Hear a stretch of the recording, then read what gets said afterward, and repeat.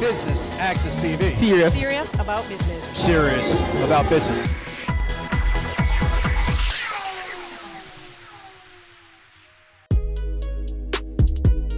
The patrons of the 14th Regional Investment and Capital Market Conference have gotten the opportunity to sit back a little and unwind as the annual networking session takes place. Business Access TV is here to bring you some of the highlights.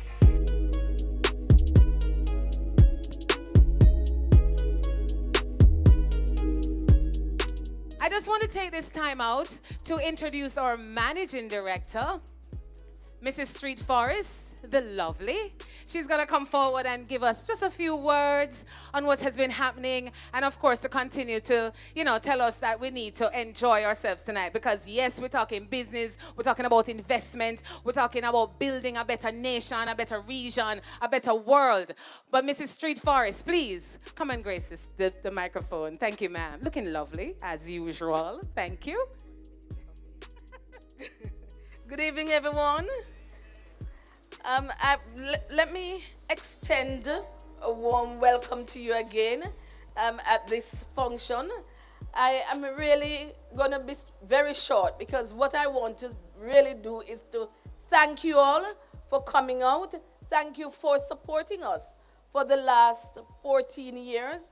There are persons here who are new to the event, some who have been with us for the last 14 years. I cannot stop I have to continue to thank our sponsors, our participants, and all the persons who have made this possible for us.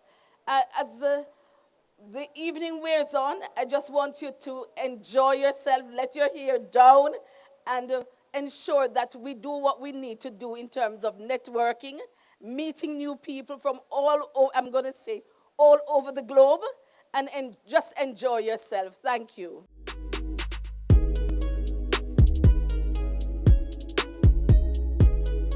Well, my name is Orlando Soto.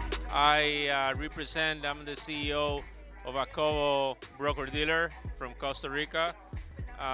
We're looking to list a mutual fund, real estate, in the Jamaican Stock Exchange. This is my first time at this event. I really congratulate you guys for the 15th anniversary, and also for the spirit that the event has over people, over companies that wanted to be listed on the exchange. And in general, to the CEO, she's wonderful. I think you have a gold mine in Jamaica, and for many years to come, and good progress to Jamaican companies. So separate and apart from the Jamaican market being the best stock market in the world, what led you to thinking about listing in Jamaica? Well, besides that, Jamaican broker-dealers, good partnerships with them. They're good people, very sophisticated. I found very good partners. Very interesting market, not only because of the market, but also because of the people.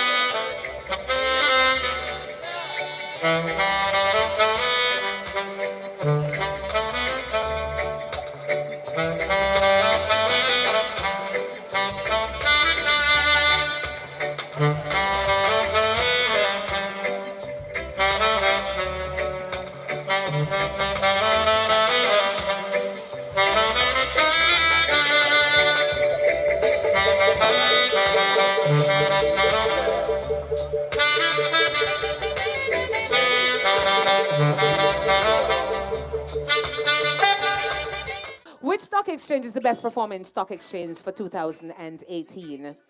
Jamaica Stock Exchange. Is she correct? Oh my goodness, you are correct. We have to thank every single member of the stock exchange, because we could not do it without you. Thanks for being the best performing stock exchange in the world. So how was 2018 for your business? Well, 2018 for my business was good. We decided to come to Jamaica because Jamaica imports about $1 billion a year in produce to service their resort community. I live in Las Vegas. Las Vegas imports about $2 billion a year of produce from California and Mexico. So we decided to come down here and grow produce and service the resort community. The investment conference has been great. Met a lot of people that I already have known, and then was able to meet some people that I hadn't known. So it's been very, very beneficial. Is it your first year here? No, I've lived between Montego Bay and Kingston for about 7 years, and moved back to the States in 2004, and I'm back now. So what can we expect from your business for 2019? You can expect us to launch in 2019 and grow produce, supply resorts, and expand and continue to grow.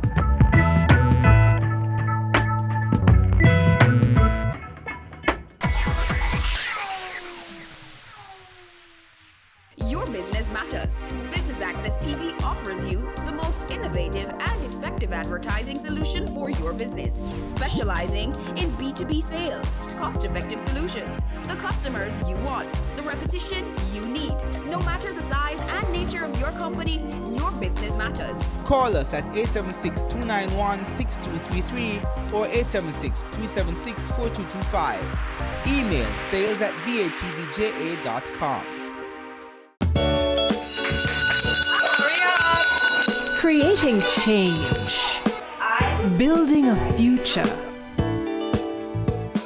caring hands, giving back, touching hearts, and shaping lives. Impacting our world for the better.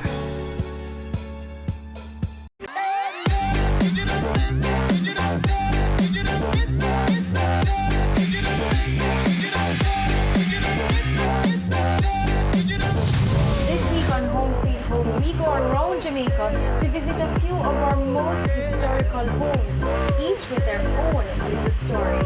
Our first stop, let's find out.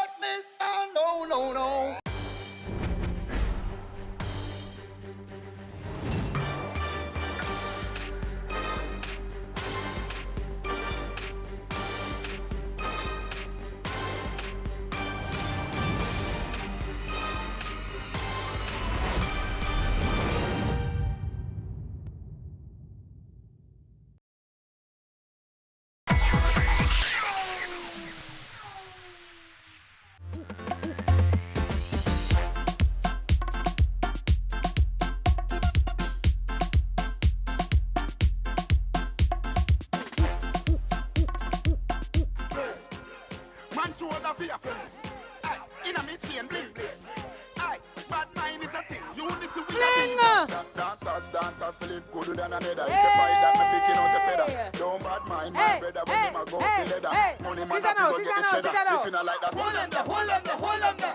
Hold them there, pull it up. How have you been enjoying this evening's proceedings? God, it has been fabulous. I've been having some wonderful opportunities to network.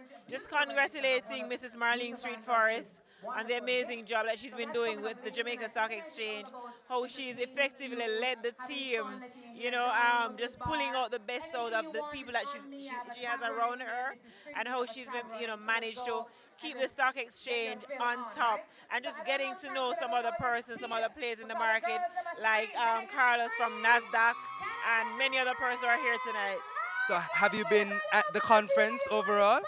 Oh yes, I came here yesterday. I was here all day today, and tomorrow I'll be on.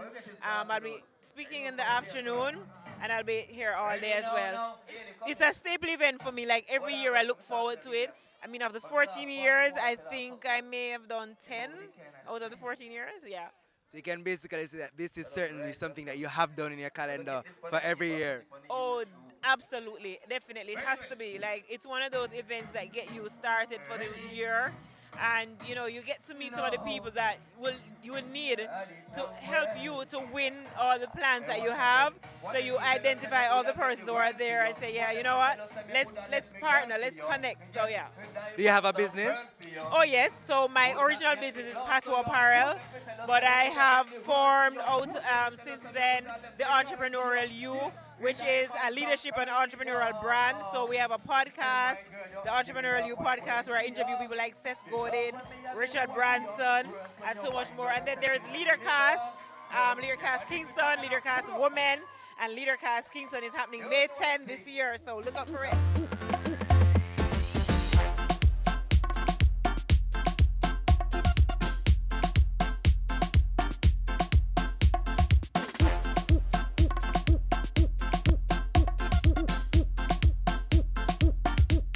All right, so tell us, how have you been enjoying this evening's function? It has been absolutely amazing. The vibe is nice, the food is good, and just to be at a function where it's rigorous, it's talking about figures all day, but just to let your hair down and just enjoy yourself and interact with the visitors from all over the world that's here to experience the stock exchange function this year. Is it your first year here? Yes, it's my first year, and I'm having a great time. What brought you here?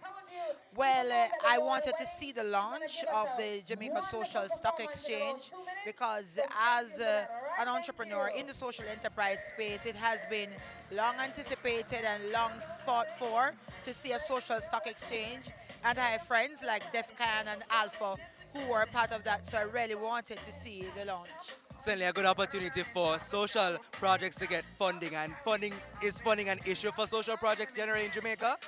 Absolutely. Well, first of all, I just wanted to note that in terms of the understanding of what social enterprise is, there has been a lacking because social enterprise, they don't only serve a social cause, but they're also enterprising, as the term says. So they make their own money, and when funds are invested in social enterprises, it's to make further social impact and to find other ways to be enterprising and make more money. So it's amazing that Jamaica has woken up and have smelled the coffee, because there are social stock exchanges in other parts of the world. And I think with this focus, then we can look at being number one more year. So just like 2015 and now 2018. And now we're looking at social value. So I think we have woken up, we have smelled the coffee, and the best is yet to come for the Jamaica Stock Exchange.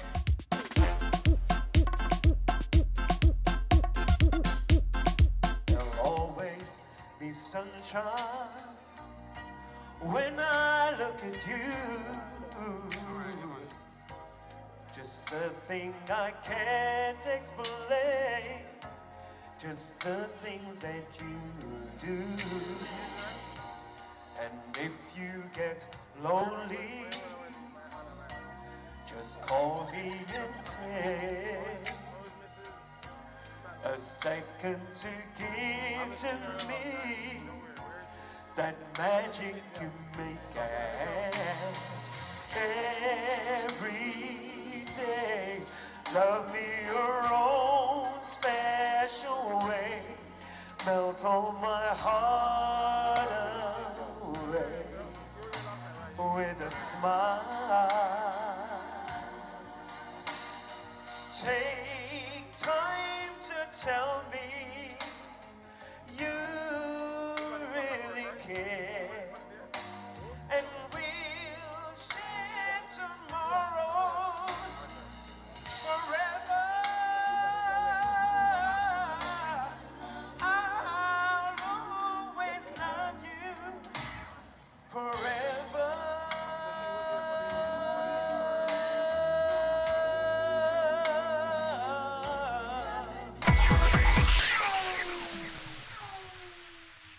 Your business matters. Business Access TV offers you the most innovative and effective advertising solution for your business, specializing in B2B sales, cost-effective solutions, the customers you want, the repetition you need. No matter the size and nature of your company, your business matters. Call us at 876-291-6233 or 876-376-4225. Email sales@batvja.com. Accounting services, Providing financial information to our clients in a timely and accurate manner is a commitment that we feel cannot be compromised. Meaningful, well-organized financial records ensure that your business operations will run more effectively on a daily basis. Dodgen Global provides a full range of cost-effective accounting services, including the following: general ledger and financial statement preparation, bookkeeping, monthly, quarterly, annually, accounting system set up for new businesses, compilation of financial statements, audits and reviews. For more information and to discuss your requirements with one of our experts, please contact us today. Email info@dodgen.global. Website https://dodgen.global. In this 1 degree, you're able to do many things. I think the field found me. I'd rather work with the deceased than work with the living. Let us open your mind to careers you've never considered. Miniature model maker. Game technician. Animator. Good job. Empowerment. Career moves. Anywhere money is, that's where I am.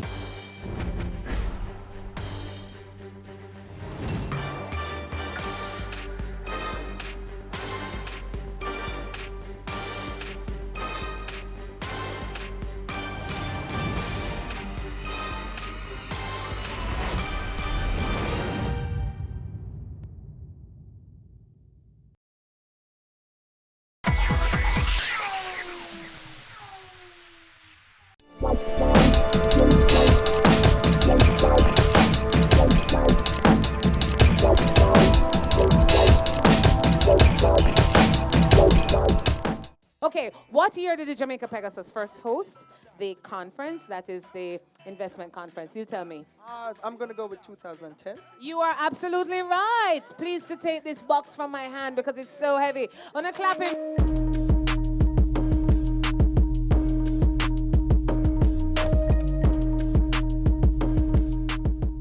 Also with me is a good friend of mine, Kamario Davis. How are you, sir? I am good. How's it going? It's been going well for me, but how's it been going for you? You're enjoying this evening's function? I am. It's really good. You know, anything Jamaican is always enjoyable. I just said it's really enjoyable. I mean, really enjoying myself tonight.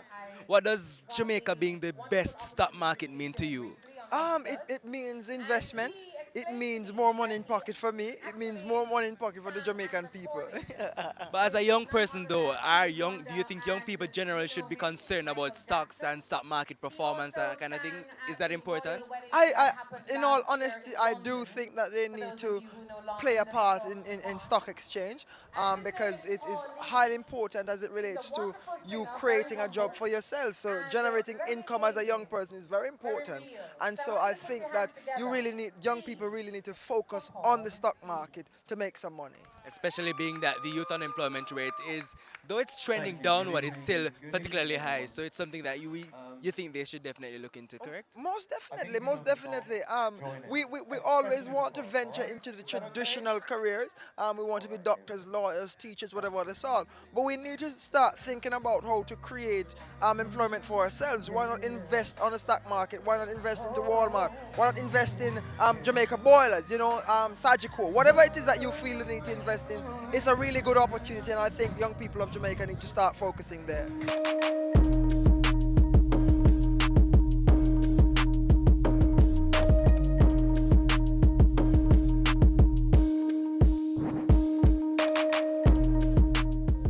Hey, me say me love you like a free Wi-Fi. Me and you together like a pizza and rice. Without you, me can't sleep at night. Cause me fi be your husband, you fi be my wife. Why? Me say me love you like a free Wi-Fi. Me and you together like a pizza and rice. Why? Without you, me can't sleep at night. Promise you woulda never leave my side. Me no need no password to get no access. Anytime you come around, instantly you connect like Wi-Fi pan. One of me gadget and you're full of energy like a Magnum tonic wine. Me fascinated by everything you do. Looking at me future, girl, let me see you too. To the altar, me ready figure bring you go. The ratings you're taller than a pinnacle.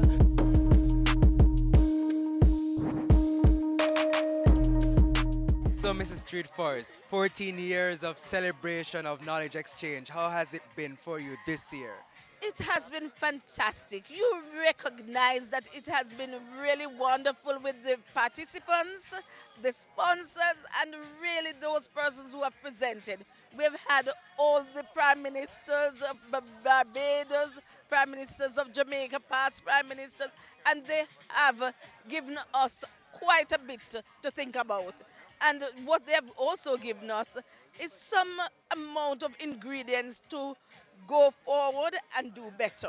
So I think that now we are poised to put in the necessary provisions in order to grow the capital market further than it is. Historic launch this year, the Jamaica Social Stock Exchange. Tell us about how the environment is feeling about that, how persons are reacting to that. Persons are reacting positively to it.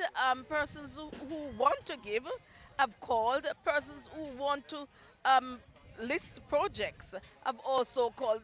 It has been so positive. Persons have asked exactly what this is, and we are going to have to explain it and explain it again. But we have no problem with that because we know that the social stock exchange will contribute to the growth and development of the third sector, the social sector. And we know that this growth is going to be positive for the entire Jamaica. So finally, what can we expect for the 15th staging? Well, the 15th staging, we should really allow the 14th to be finished. But we know that the 15th staging each year, we get better and better. And the 15th staging, we want to embrace more of the region. We want to embrace more of the world.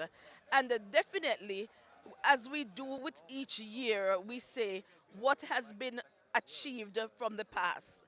And naturally, for the 15th staging, we will want to report back to you to say, look, we have gained and garnered this amount of funds for the social exchange, and this is what it has done for Jamaica. So we want to report back to you the success that we have had for the 14th. Certainly looking forward to it, and we hope that then Jamaica will still be the top stock exchange in the world. Thank you so much, Mrs. Street Forest. You're most welcome. We've come to the end of the 14th staging of the Regional Investment and Market Capital Conference's networking session.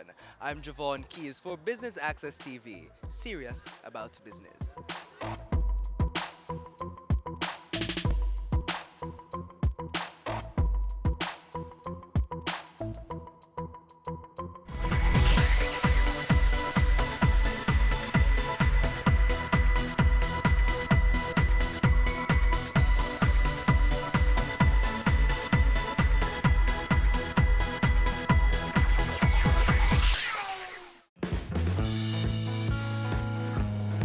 So Business Access TV has impacted my business pretty much, in the obvious ways. Everywhere I go, people would stop me. Are you the girl that was on Business Access TV? I love your work is amazing. Of course, business-wise, orders came in through the interview. It's an ancient Japanese technique. The interview was great because I was able to explain my process and people really understood it. The impact of you doing an interview and showcasing it on Business Access TV is priceless. There's no dollar value for that. What is there to lose? You have everything to gain. It's been an amazing experience for me, and it will be for you. Your business matters. Promote it on Business Access TV. Career Moves has always explored interesting careers, highlighting all you may not have known about them. This season is no different. Coming back to Jamaica, everyone's like, Fizzy what? Fizzy who? When you find a bright boy or girl in the class and people say, what are you going to be? The parents will say, you have to go be a doctor, you have to go be a lawyer. Nobody says you have to go be a politician. Let me see your hands! Tune in Tuesdays at 8 p.m. on Business Access TV.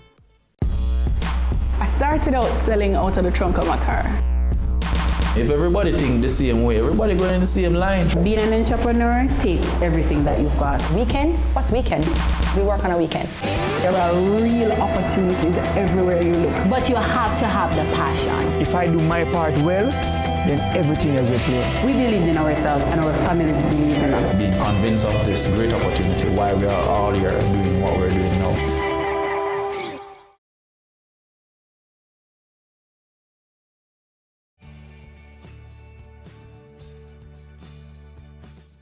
The Jamaica Stock Exchange wishes to help to develop the social sector.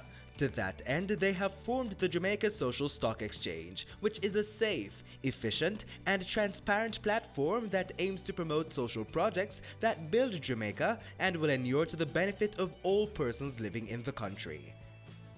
The Jamaica Stock Exchange is a company that encourages and mobilizes capital for the main market, and that is the market that is not the social sector. Now, the Jamaica Social Stock Exchange is really geared towards the social sector to help to solve social problems in the field of health, education, about children, environment. Those are some of the things that we consider social problems. And so it is to mobilize the capital, allow persons who have a desire to invest in a social good, to invest in the social stock exchange. It is designed in two parts. In phase 1, where we look at social investment, and phase 2, where we look at social impact investment. Now, in phase 1, really what we are saying is it is donation. An organization will have a social issue and design it into a project or a program and invite Jamaicans or persons within the diaspora or the entire world to fund this program. Now, in phase 2, you're going to get a return on investment, which is not social. You will be getting shares, natural shares, as you would get if you invested in the Jamaica Stock Exchange. And what you'll get is a return on capital, which is possibly dividend or an appreciation in that share. The Jamaica Social Stock Exchange does more than ask for the funding of these programs, but goes beyond that in terms of monitoring, ensuring that these programs are meeting the targets and the reason for them to have asked for funding in the first place. When we look at this new sector, it is important because holistically, if you do not look on the social sector, you do not improve the other sectors. We want to encourage all businesses in Jamaica to have a corporate social responsibility because it is good for encouraging and the growth and development of businesses.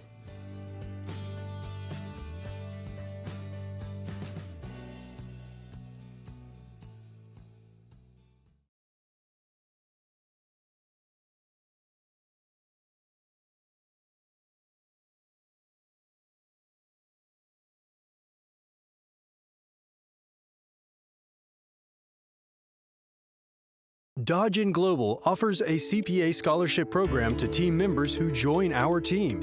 A career in accountancy at Dodge & Global is a great choice and can offer you excellent job prospects. We believe that an accounting education is the greatest gift you can give yourself or anyone else. Few gifts make as significant an impact as the gift of an accountancy education with a job. It's a contribution that lasts a lifetime in the form of learning, opportunity, and success. Join our team and get the opportunity to be part of our CPA scholarship program. This scholarships awards program will be administered by the HR department of Dodge & Global. Requirements: first degree in accounting, employed at Dodge & Global, willing to pursue the CPA examination. Here's how to apply. Submit application to Staff Accountant, Dodge & Global. Email sa@dodgen.com.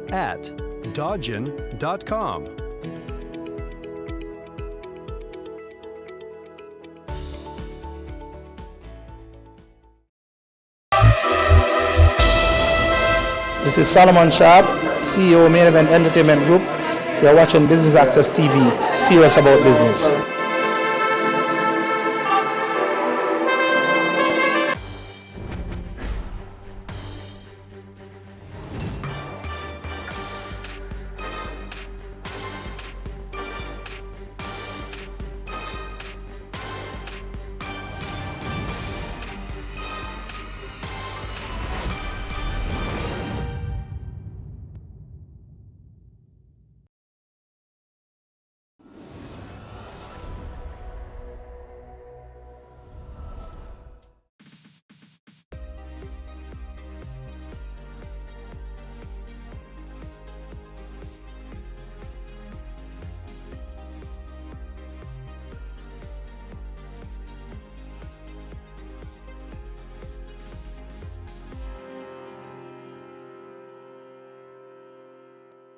if you have to move about because of urgent business, if you have to move about to secure the necessaries of life, if you have to move about to get some exercise for your own health and sanity, that you do so observing strictly the hygiene practices that are recommended. The hygiene practices Prime Minister Andrew Holness is referring to include frequent hand washing with soap and water, and the use of hand rub with 62% or more alcohol base, covering mouth and nose with tissue or the bend of your elbow when coughing or sneezing, and avoid touching your mouth, eyes or nose. We should all endeavor to protect ourselves and our families from COVID-19. This is Jamaica Magazine, and I'm Adrian Atkinson.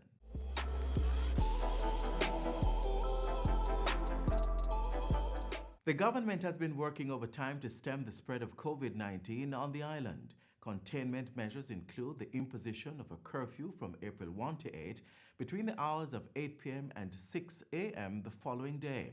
Watch as the state shares more information on this and other measures. Last week, we gave a direction to the Ministry of Health and the police force to work together with PICA and Custom to establish a list of persons who came into the island on or after the 18th of March, and that list is a comprehensive list, as comprehensive as we could get: name, passport number, and address. That list is then matched against those persons who have contacted the Ministry of Health, either through the telephone numbers which have been given, the email address which has been given, or the Jam COVID website. And we are now examining the records at the local health authorities in the various regions, because persons may have called in to those regions as well.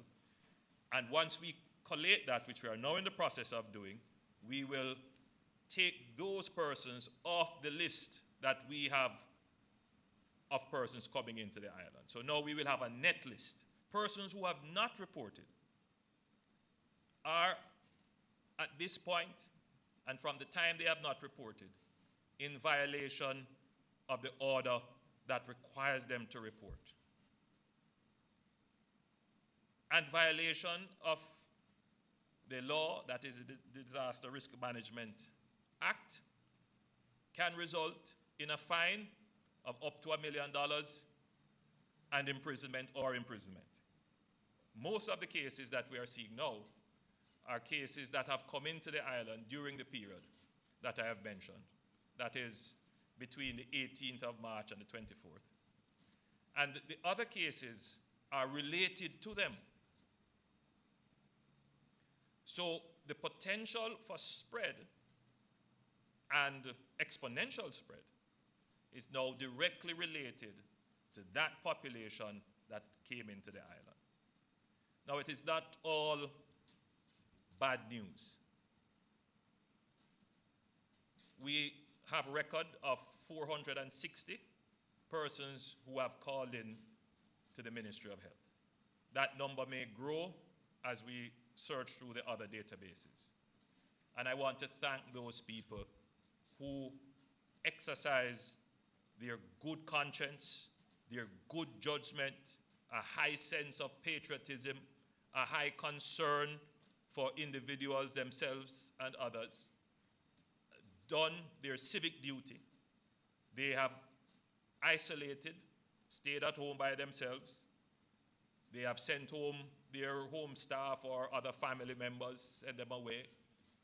And they have reported their situation to the Ministry of Health. That is what we want to see our Jamaicans do. It pains my heart to having to read this, that we are going to have to go door to door to find, to literally pull resources from other areas which they are needed to do this, when all it requires is a simple phone call to 888 One Love, or to go online to jamcovid19.moh.gov.jm and fill in the simple form. If everyone acts responsibly, we can keep our curve low. The government of Jamaica will extend the period of closure of our borders to incoming passenger traffic.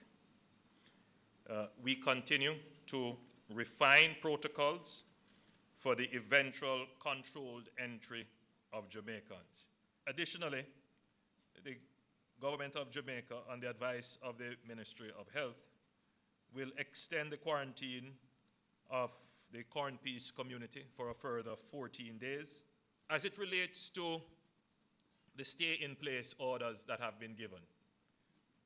People refer to them as the curfew orders that have been given.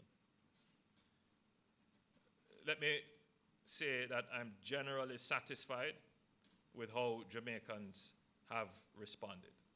And I think all Jamaicans should have a sense of pride in how we have responded.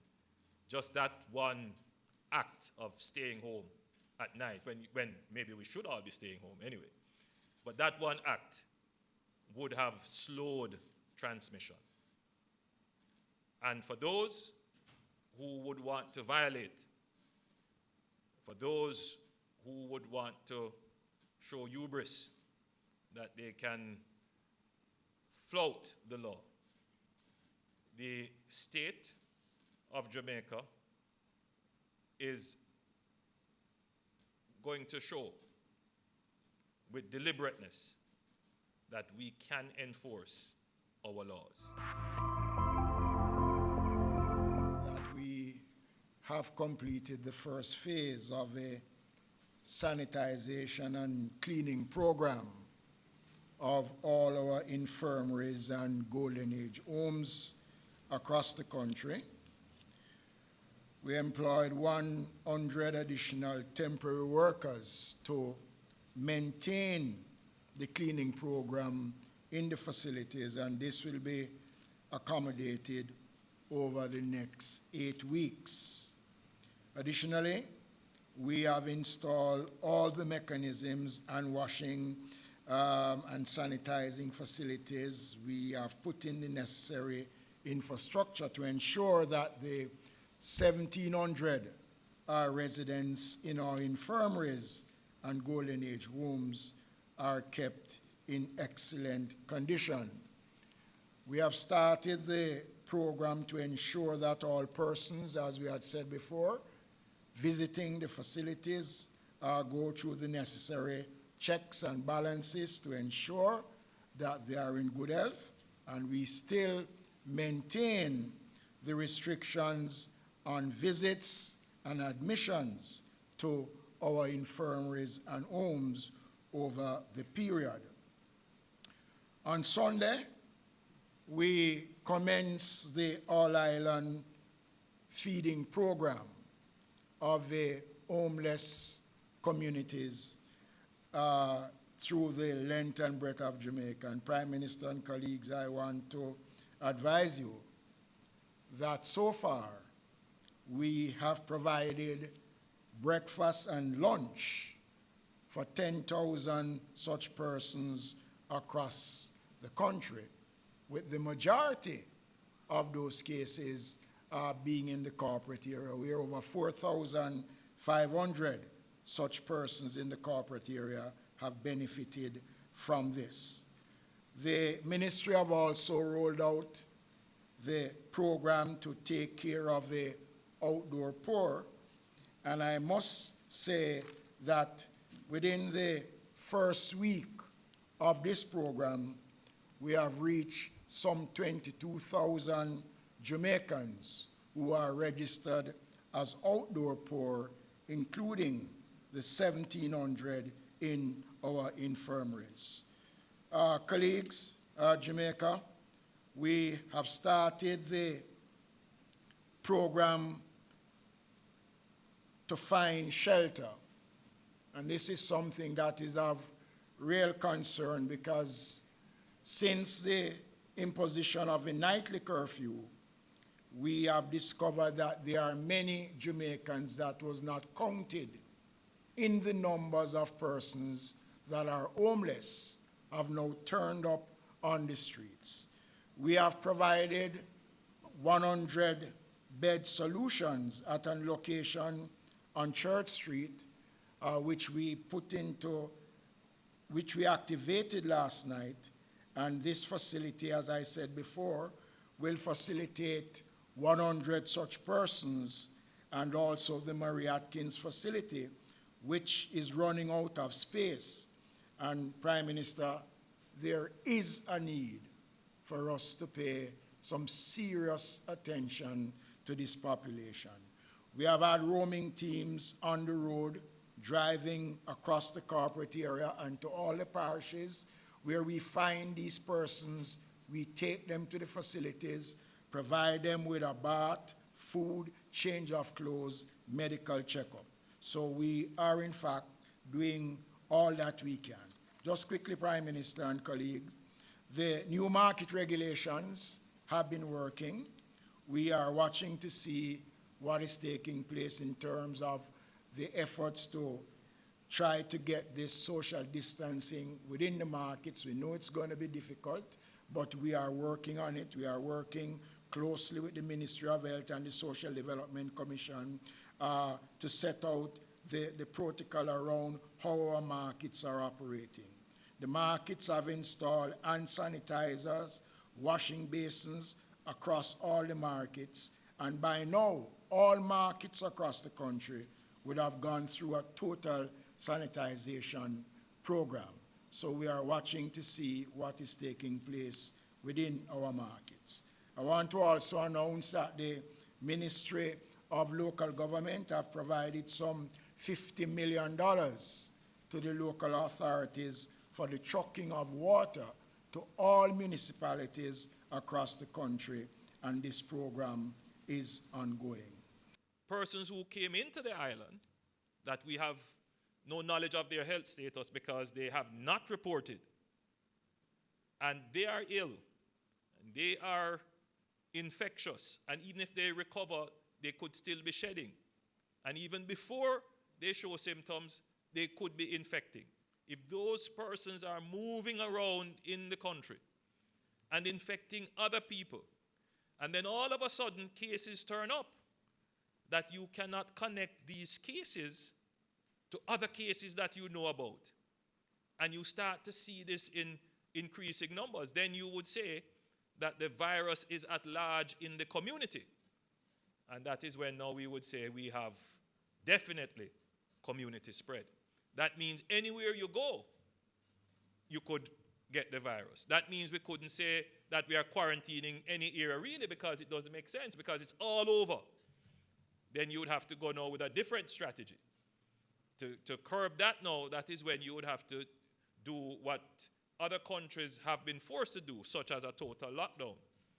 So I hope people understand why it is that the government is being so strict on these other measures: social distancing, proper hygiene, stay at home, work from home, vulnerable stay home, so that we don't get to this community spread, where really the only tool to control the community spread would be to implement a lockdown. And we have tried our best. I think we have really exercised all our energies in this regard. But it really depends on what you do personally.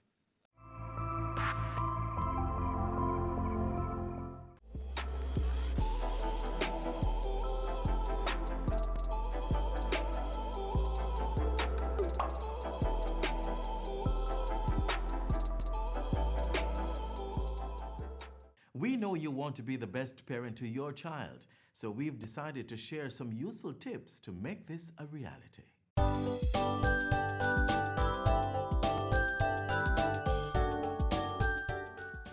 Wouldn't it be great if children came into the world so well adjusted or with manuals, therefore eliminating the need for parental discipline? This is not the case, however. Parents usually apply their methods or they depend on strategies taught throughout generations to guide their children.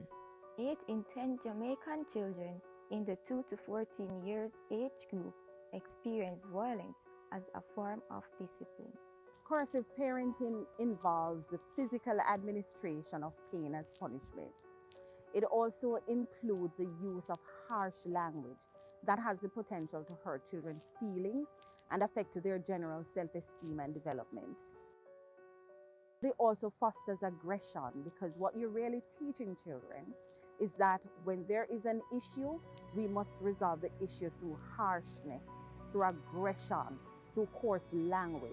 There's a direct correlation between coercive parenting and the aggression that we see actually in society. Damaging disciplinary practices have moved outside of the home and into the national consciousness. The time has come for the Parliament to have a debate on this issue and finally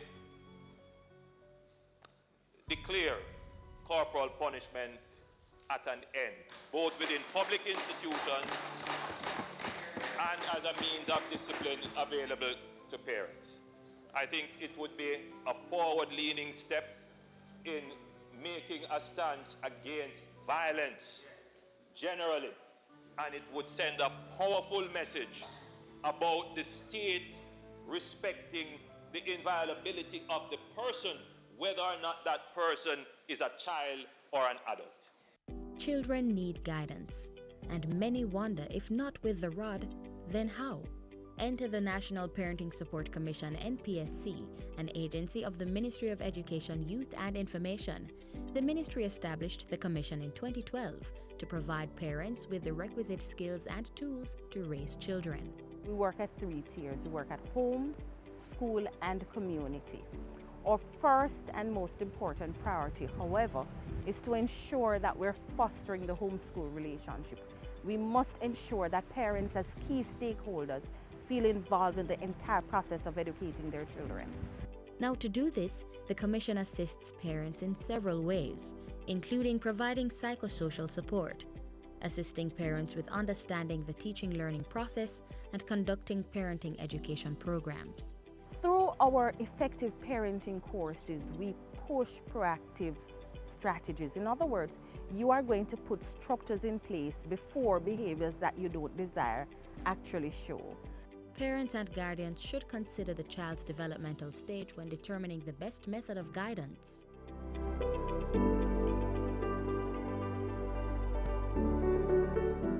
A child who is very young, we encourage play. The child must be playing, and even the teaching learning processes must include play, because this is how they develop their imagination, their creative skills. This is how they also learn to resolve issues and to problem solve. Young children, especially infants, are at the stage where they don't know right from wrong, and they can be impulsive. They may touch items that are valuable or dangerous. Usually, it is best to remove the child or the object from such a situation. We don't believe you're to spank any at all, because that's a part of coercive parenting, and we don't believe that coercive parenting works. So what we encourage you to do, though, is to be firm and to be consistent. So if it means you have to say, do this instead, or do not go there a million times, then that's what you have to be prepared to do.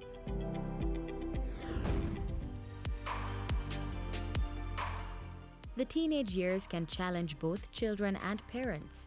With the physical and chemical changes happening in the body, teens may act out as they may be unsure of their place in the world. This can be a very difficult time to navigate.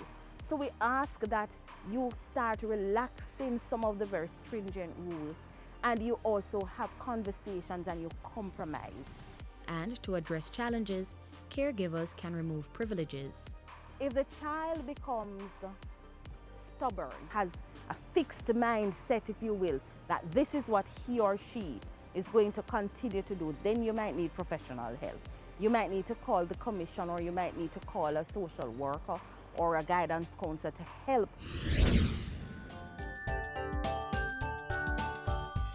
Being a proactive parent means setting clear boundaries, letting children know what is acceptable behaviors and why rules are in place. And don't forget to model behaviors you want young ones to display. There may not be a one-size-fits-all for raising children. By assessing the right information and using effective parenting techniques, we can nurture adults willing to play their part in making Jamaica the place of choice to live, work, raise families, and do business.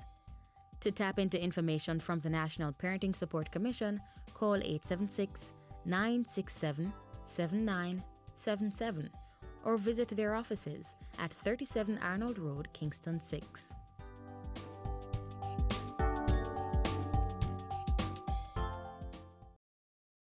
The safety and well-being of persons with special needs, such as the elderly and persons with disabilities, continues to be a major priority for us at the Ministry of Labour and Social Security. We are making an impassioned plea to our senior citizens and persons with disabilities and their families and caregivers to exercise care and caution to protect themselves from this novel coronavirus. We are also urging all Jamaicans to be aware and follow the information from the health authorities. Wash and sanitize your hands regularly and practice social distancing. If you have any queries or special need assistance, please contact our toll-free COVID-19 emergency lines 888-429-5657 to 9. And you can WhatsApp us on 876-582-8988. We have a responsibility to work together and ensure that we have a healthy and safe environment for all of us in Jamaica. Even as Jamaica steps up its fight against COVID-19, government is also scaling up activities to tackle incidents of domestic violence. If you or someone you know is experiencing abuse, call 876-553-0372 or 876-553-0387 for help.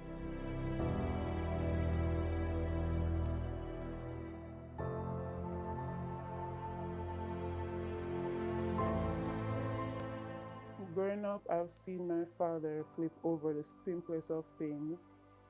He would basically change from an angel to a devil in a flash.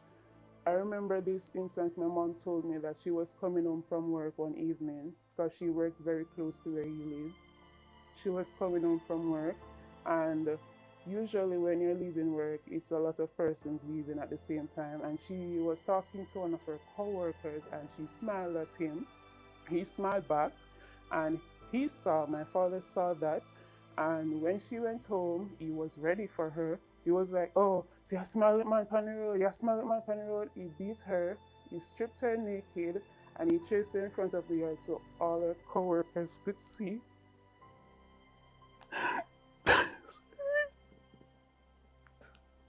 So all her co-workers could see her.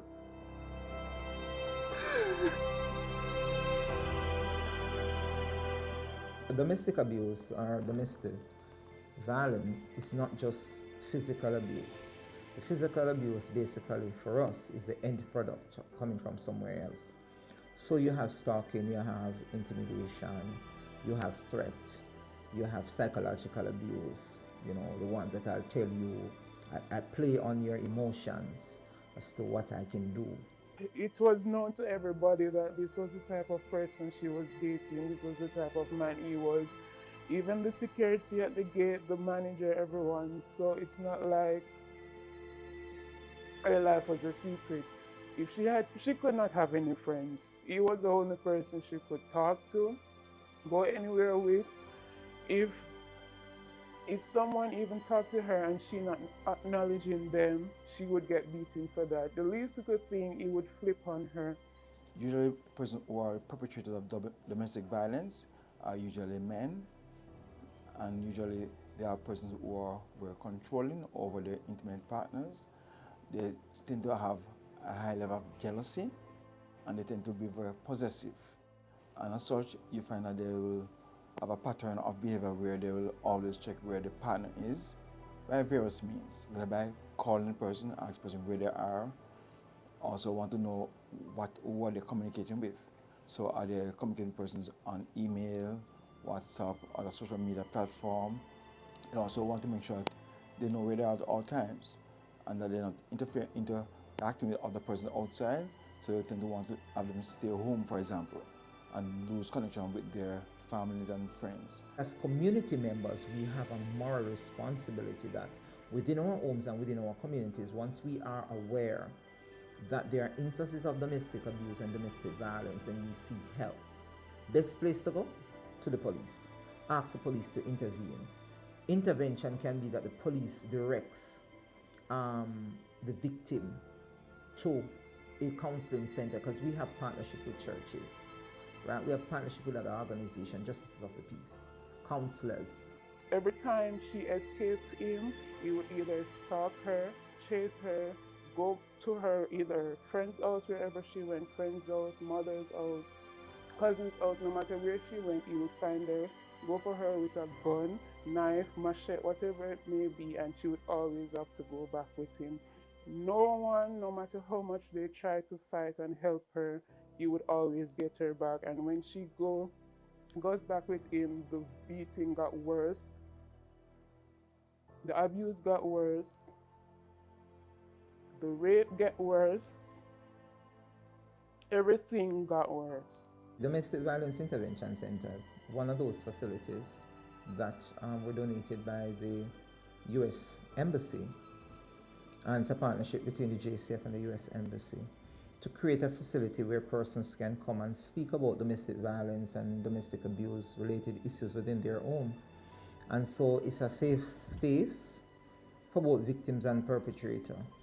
And it offers counseling to family members, to victims, also to perpetrators. We have two centers that are currently operational. One is at the Matilda's Corner Police Station. You can call the Matilda's Corner Police Station for that. The other one is at Air 5 headquarters. That's on the same compound as Constant Spring Police Station. The number is 702-5120 or 702-5121. We also have available mental health and suicide helpline. And this helpline is a 24-hour service, which is toll-free, where persons can call. So it can be either persons calling on behalf of others that they have been exposed to domestic violence. So the helpline is toll-free, and it's 888 New Life, which is 888-639-5433. The 24-hour service, 7 days per week. If you know someone is being abused, say something, do something.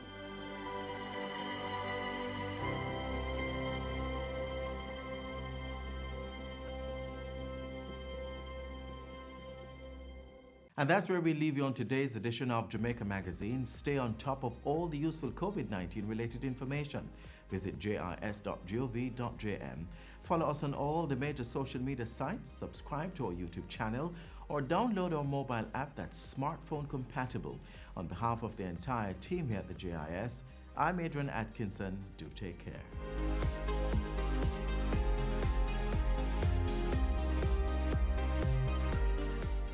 This has been a production of the Jamaica Information Service, the voice of Jamaica.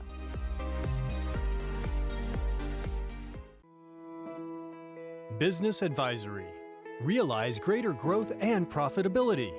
Navigating market changes can be challenging for any business. Our goal is to help you identify opportunities at any stage of your financial life cycle, ensuring you continue to meet your business needs in complex market environments.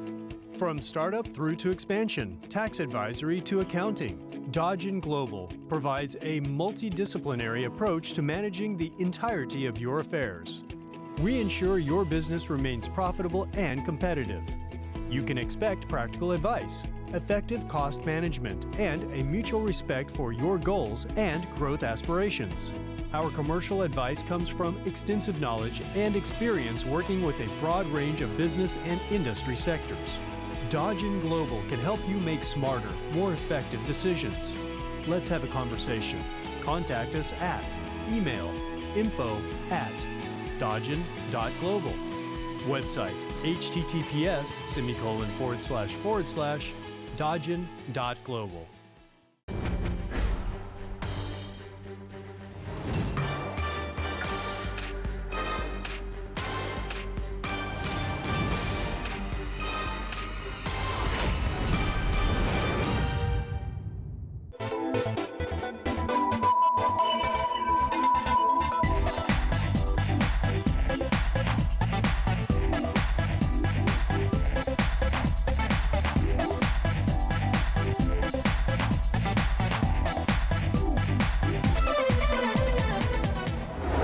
I'm Wayne Henry, Chairman and Director General of the Planning Institute of Jamaica, PIOJ.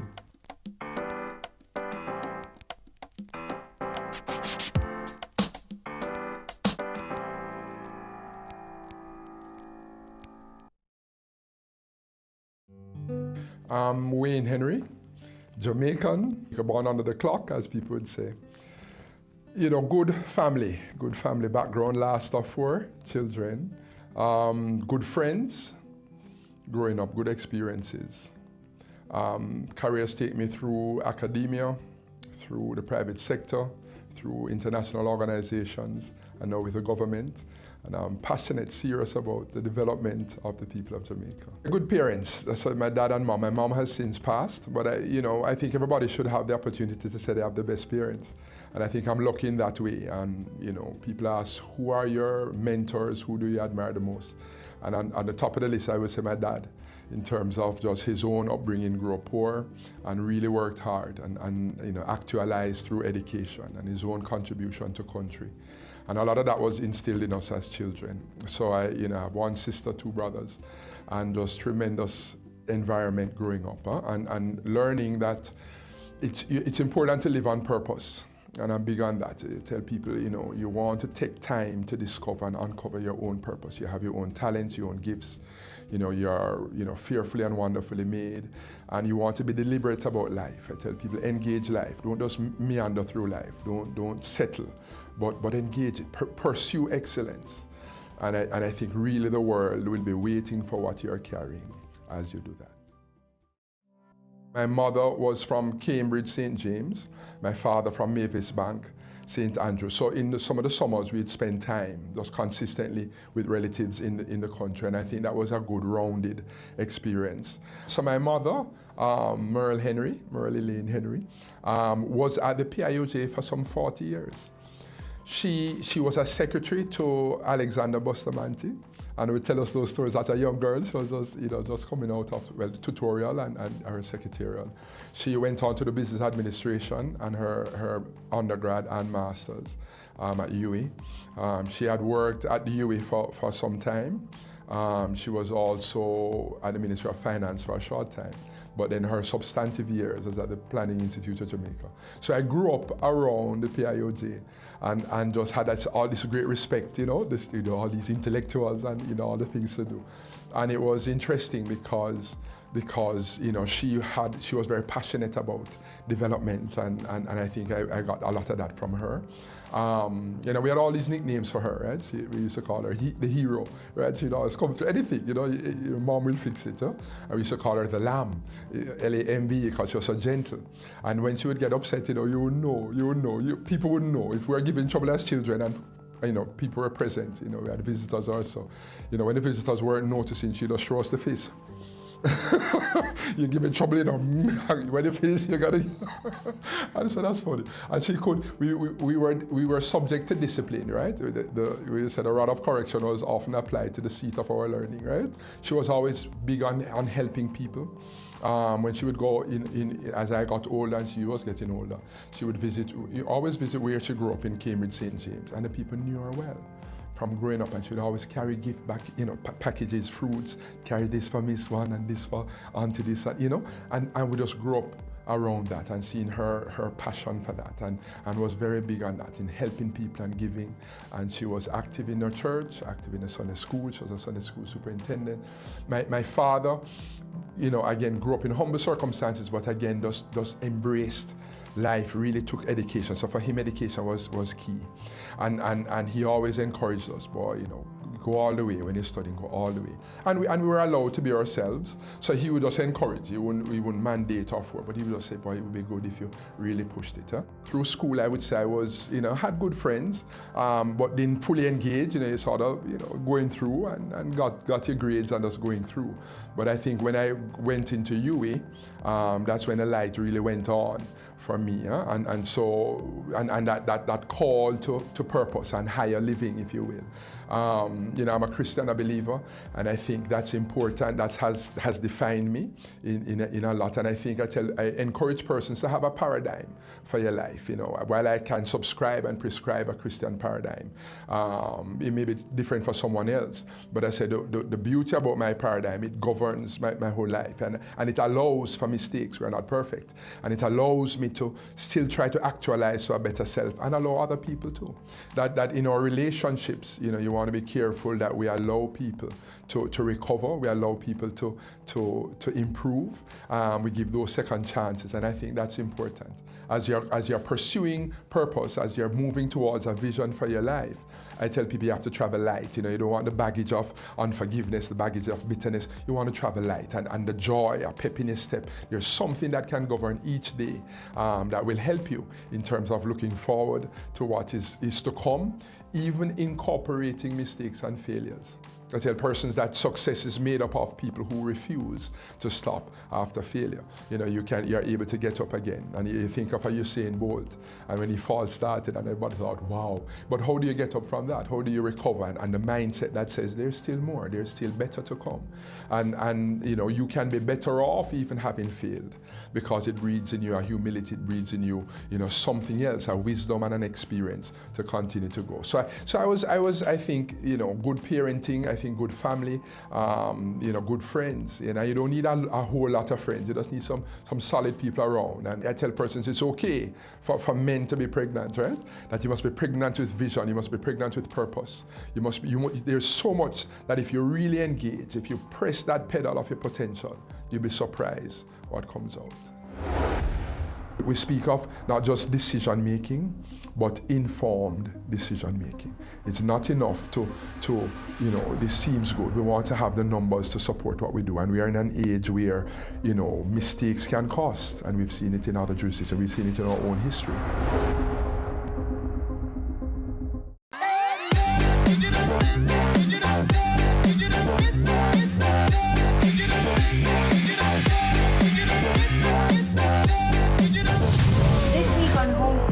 We go around Jamaica to visit a few of our most historical homes, each with their own little story. Our first stop, let's find out.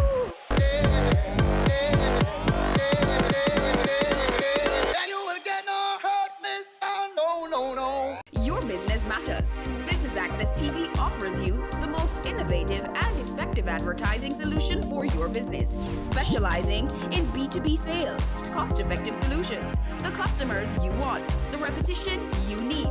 No matter the size and nature of your company, your business matters. Call us at 876-291-6233 or 876-376-4225. Email sales@batvja.com.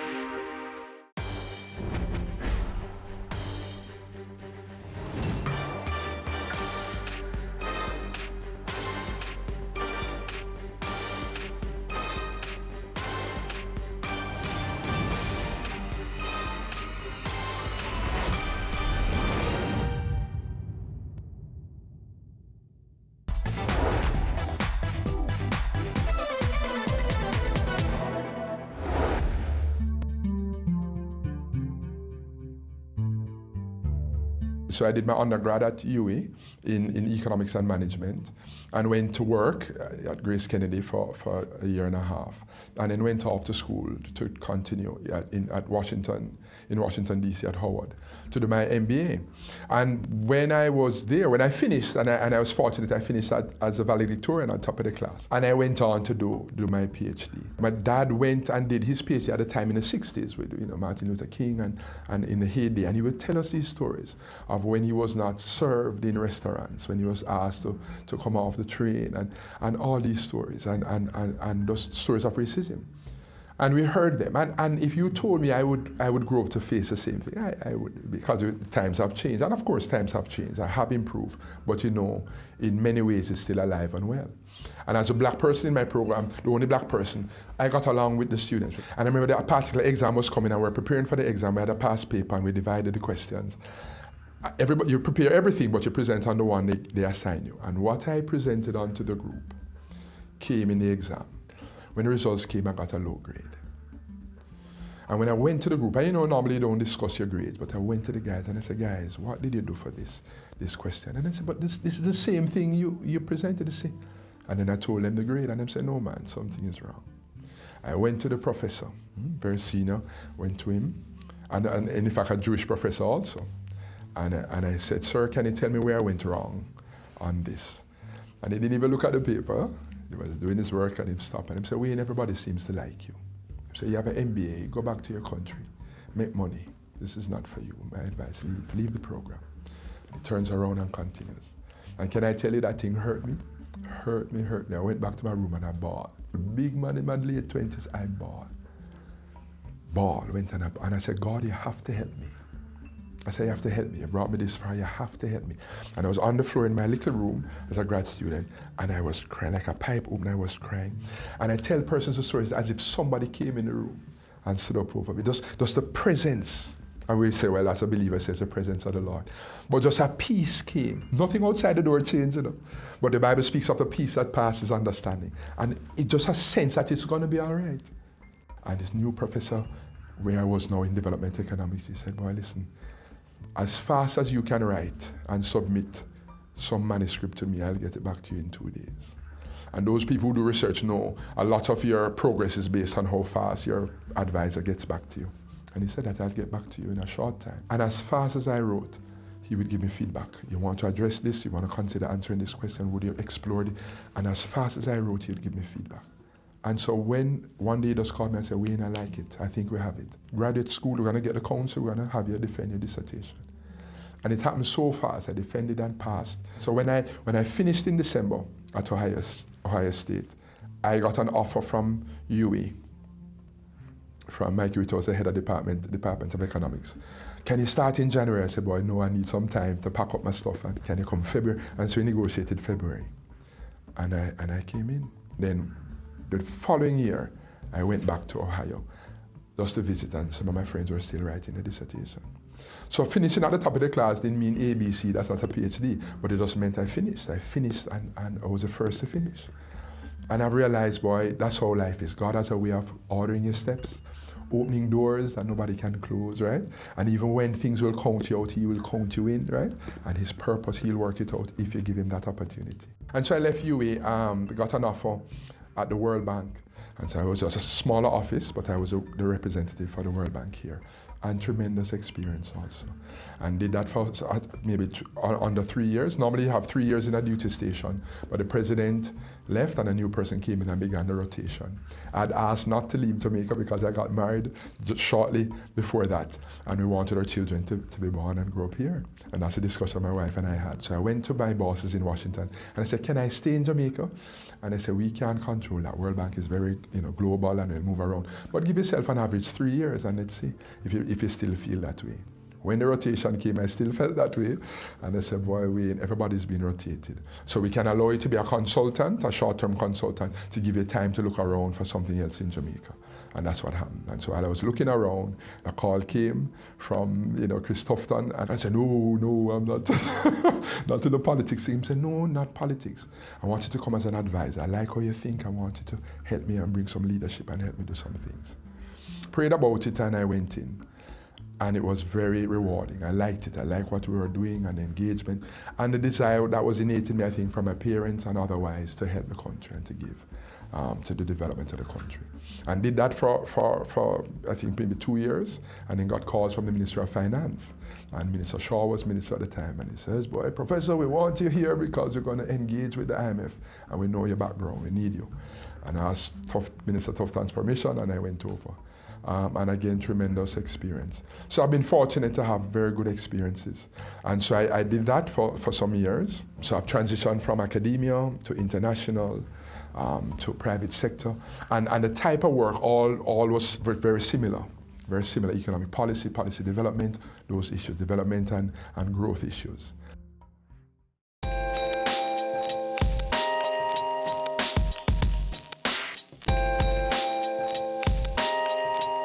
So I started at PIOJ in July 2016. The PIOJs are critical. So it's the lead you say, policy, advisory and formulation agency of the government, along the lines of economic, social, and environmental policy. And we collaborate. We are not a ministry, so a lot of what we do is that support. We help to draft and write policy, we do the research, we do the impact analysis, all the technical work, and to inform policies, even to speak to and to give advice on what we are seeing. We house, as you know, and monitor Vision 2030 Jamaica, the National Development Plan, our first real long-term plan for the country. And we measure it through these, what I call these bite-sized frameworks, these medium-term frameworks, where we break down, if you say 20 years, 30 years of vision and planning into some 3-year cycles to ensure relevance and to measure progress and, you know, those kinds of things, and to ensure alignment with all the ministries, departments, agencies, their own business and strategic plans to ensure we're moving and rowing in the same direction. I think the PIOJ is critical.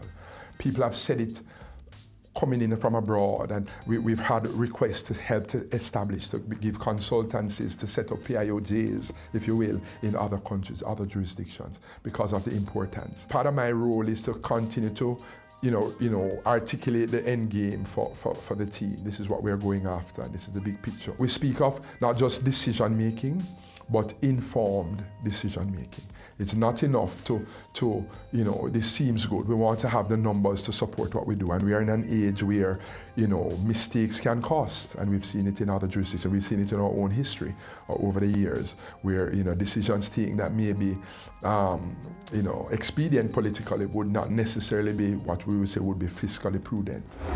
If we were just to accomplish Vision 2030, we would have accomplished the SDGs to the tune of over 90%, 91%, and that's huge. I started out selling out of the trunk of my car. If everybody think the same way, everybody going in the same line. Being an entrepreneur takes everything that you've got. Weekends? What's weekends? We work on a weekend.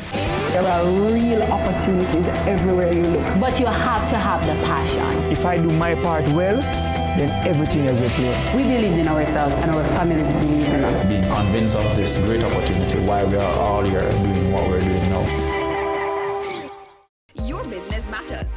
Business Access TV offers you the most innovative and effective advertising solution for your business, specializing in B2B sales, cost-effective solutions, the customers you want, the repetition you need. No matter the size and nature of your company, your business matters. Call us at 876-291-6233 or 876-376-4225. Email sales@batvja.com. This is Caroline Smith, marketing implementer for Sol Western Caribbean for Shell Lubricants, and you're watching Business Access TV, and they are serious about business.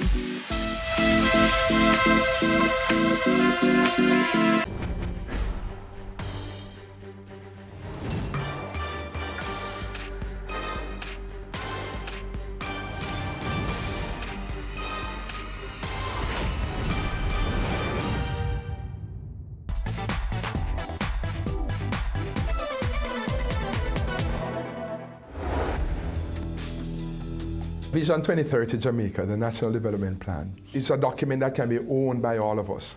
And a lot of work went into it so it would reflect what we think is a collective, a sort of consensus of what the Jamaica we want in the future. And I think it's tremendous. I think Wesley Hughes was Director General at the time, and he had a lot to do with driving that process, and we credit him as such. The vision, 4 goals for Jamaica, and I think 17 outcomes in terms of what we want, along the lines of Jamaica being a prosperous economy, having a healthy and stable natural environment, speaking of justice and the safety, human security. Tremendous, tremendous document. How are we doing? We started out in 2009. We've made progress in a number of ways in terms of infant and child mortality. We've seen 5 years of consecutive economic growth, and that's huge, that's very good. But obviously we want more robust, higher levels of growth, and we are careful that we want what we call inclusive growth, that everybody, no one is left behind. So while we speak of Vision 2030, Jamaica, the place of choice to live, work, raise families and do business, we speak of our Sustainable Development Goals, what we call our Agenda 2030 Agenda. And the SDGs now is a global platform where they have these targets and benchmarks. They did an assessment a year ago and found that these SDGs, Sustainable Development Goals, that all these countries are buying into, having been established, they came and measured where Jamaica was in terms of our own development journey, our readiness and ability to implement these SDG targets. And they found that the SDGs, our Vision 2030, had over 90%, 91% alignment, which says that if we were just to accomplish Vision 2030, we would have accomplished the SDGs to the tune of over 90%, 91%. And that's huge. And they said that's probably the best in the world. And people are saying Jamaica is way advanced. So we get a lot of invitations to present on what went into our process of developing Vision 2030. How do we get it going so well? How do we have a country, following and buying in and so. So a lot to be said in terms of positively. We have some areas that we need to continue. We think environment, and while we are seeing activities and ramping up our efforts to build resilience to climate impacts. We can do very well in meeting economic targets and the country progressing, and we're seeing the unemployment number coming down, more people being employed, jobs being created, and these are tremendous, and people see it. In international community, the investors, the rating agencies, it's reflected. Jamaica is being regarded more and more highly in terms of in the international circles. So we have to build more resilience to these climate impacts. We have to do more in terms of how we treat with our continued sustained efforts to clean the drains and gullies, how we build and where we build, and the type of material we use and the safeguards, and even our general awareness of how we treat with sanitation and conservation practices, the use of renewable energy. We can do rainwater harvesting, different things we can adapt, and we're trying to do that more, and we're seeing it in the policy framework. So things are happening, but we can do more. Crime reduction, that's a general area, the level of crime and violence, and we've seen tremendous initiative over the last couple of years now to treat with it, and it not minimizing what went on before, because it has always been an issue, but we are seeing in more pronounced ways with the zones of special operations and the sort of convergence, bipartisan convergence around recognizing that there's consensus that this is a serious problem, and we need to do more with that. When you look at murders per 100,000, those issues.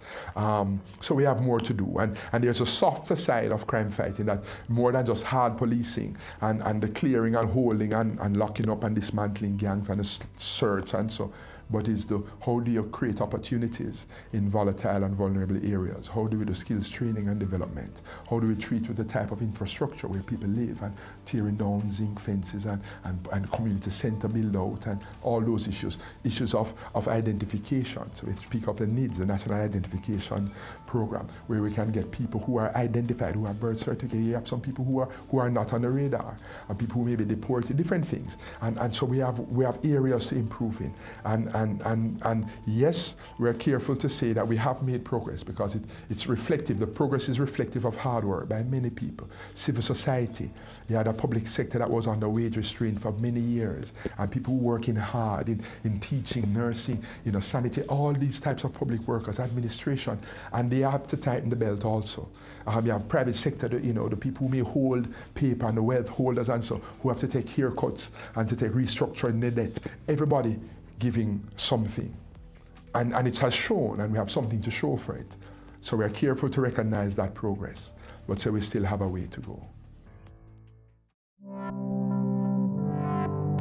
We are in an era where we speak of private sector-led growth. It was always a phenomenon, you would argue, for some time, but the emphasis on it being as pronounced hasn't been as great as it is now.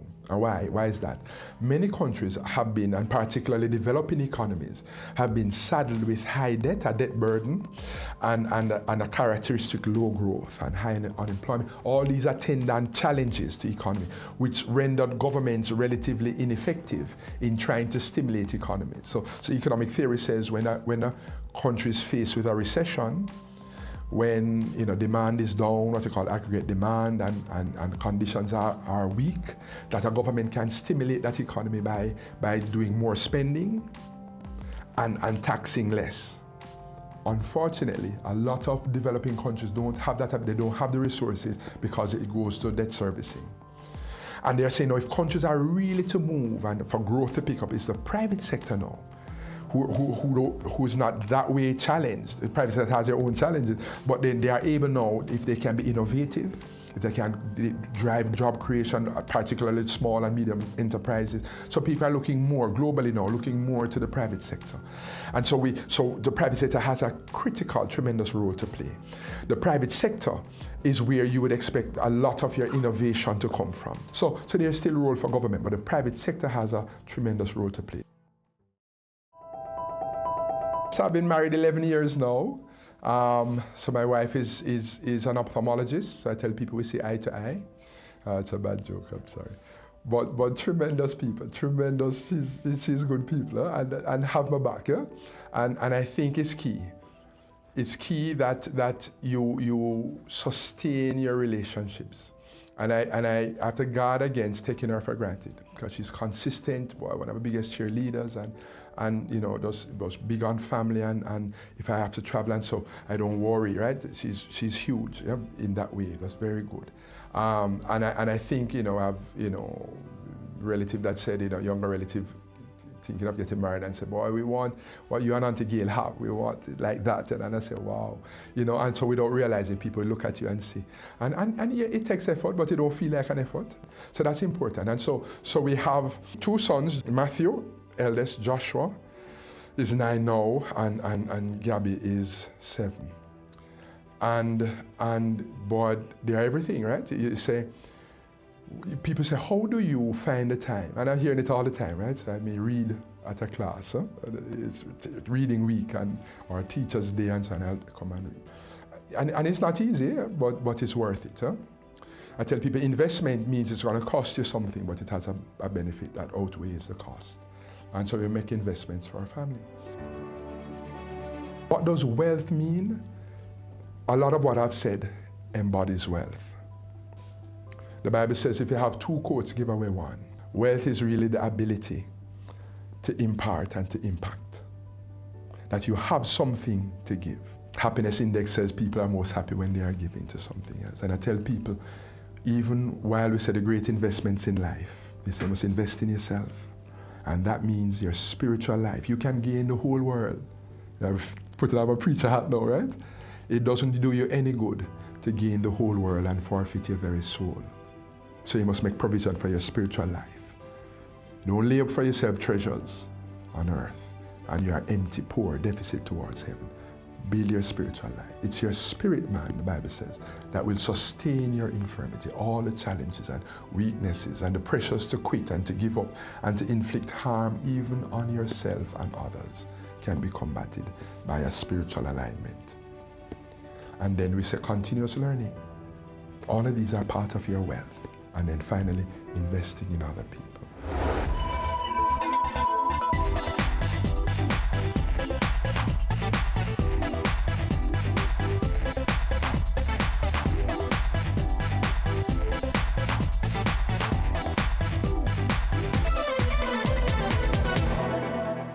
Your business matters. Business Access TV offers you the most innovative and effective advertising solution for your business, specializing in B2B sales, cost-effective solutions, the customers you want, the repetition you need. No matter the size and nature of your company, your business matters. Call us at 876-291-6233 or 876-376-4225. Email sales@batvja.com.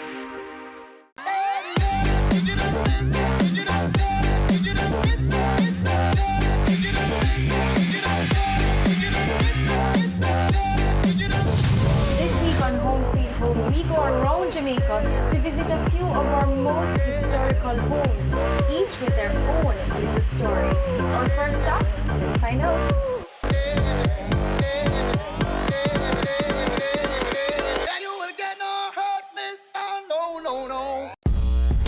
I started out selling out of the trunk of my car. If everybody think the same way, everybody going in the same line. Being an entrepreneur takes everything that you've got. Weekends? What's weekends? We work on a weekend.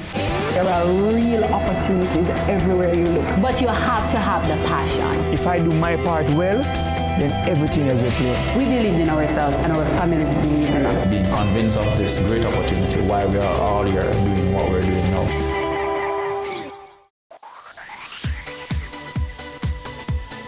You're watching Business Access TV. Business Access. Business Access. Business Access. Business Access. You are watching Business Access TV. Business Access TV. Serious about business. Serious about business.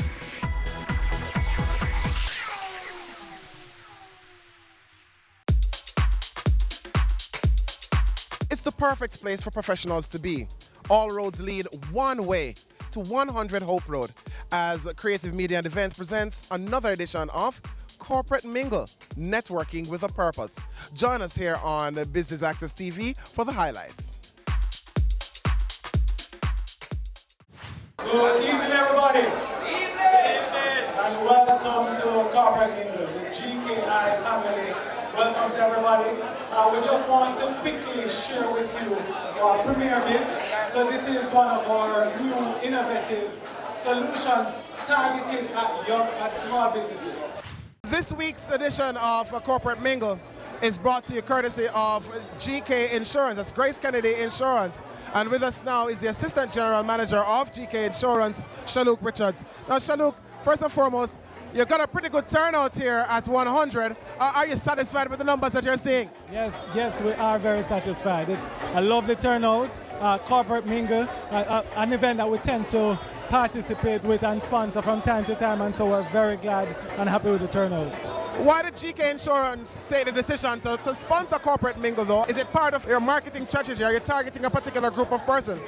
The product that we're pushing this afternoon is our Premier Biz, and so we expect that within the Corporate Mingle audience or participants would be a number of persons who, from the business community, be small, medium-sized business owners or persons who have small business owners as their clients. And so we wanted to engage with that segment of the market as we seek to bring a greater awareness to our product. Now share with us a little bit about that Premier Biz feature that you have with GK Insurance. Sure, so Premier Biz is a product that we've put together for specifically geared at the small and medium-sized entities. Now, it's an umbrella product, so instead of having to get individual insurance for the various classes that a business owner would normally needs, we've put it together in one package for the business owner. And so we're talking about a combination of 7 different coverages. So we're talking about your business, so that there's a property coverage, the loss of money, employer's liability, public liability, goods in transit, personal accident. So we have a number of cover that is put together under this one umbrella so that the business owner has all the insurance coverage that they need without having to work it out for themselves. So the obvious question is, would getting a package from their Premier Biz package, would that save a business money? Definitely. One, it would save the small and medium-sized entity, would save them money, but it will also provide them some coverage that sometimes they would not normally would have gone for as a small and a medium-sized entity. And so it's also looking after the best interest of the client and not just about the saving alone, but also how do we add value to the small business owner. As a small business owner, would I be able to reduce the areas of coverage? So you made mention of, like, for example, like goods in transit. What if my business is around offering a service, so I don't necessarily have goods in transit? Can I say, hey, Premier Biz, I don't need the goods in transit bit. Can you tailor something specifically for me? And I'm glad that you asked that, because especially the goods in transit is really specific to the nature of the business. And so yes, there's an opportunity to customize in relation to also increasing the limits. So say, for example, the amount of money that you manage is not at the standard limit that we have in the policy, and you want to increase that limit. We also allow you to increase that limit as well. So there are a lot of flexibility built in the design of the product. So we're still here at Corporate Mingle, sponsored of course by GK Insurance, and we're speaking with Shaluk Richards, and he's the Assistant General Manager. Shaluk, so you're here at Corporate Mingle, you're sharing this information. We know we can find it online, but what's the next step for you in terms of where next are you touching to really reach out to those small businesses? So we'll be participating in expos so as to engage these small business owners. we'll also have it online. So it's already on our website, but we'll also have it on social media as well. And so we're going targeted to where the small business owners are and also the persons who they engage with. So talk to their bankers because they also get guidance from their bankers as well. So it's to engage with the persons who are supporting the small business sector. Well, we wish you all the very best and certainly to small businesses out there. Give GK Insurance a call. Visit them online at gkinsurance.com to find out about Premier Biz. You're watching Corporate Mingle right here on Business Access TV, serious about business.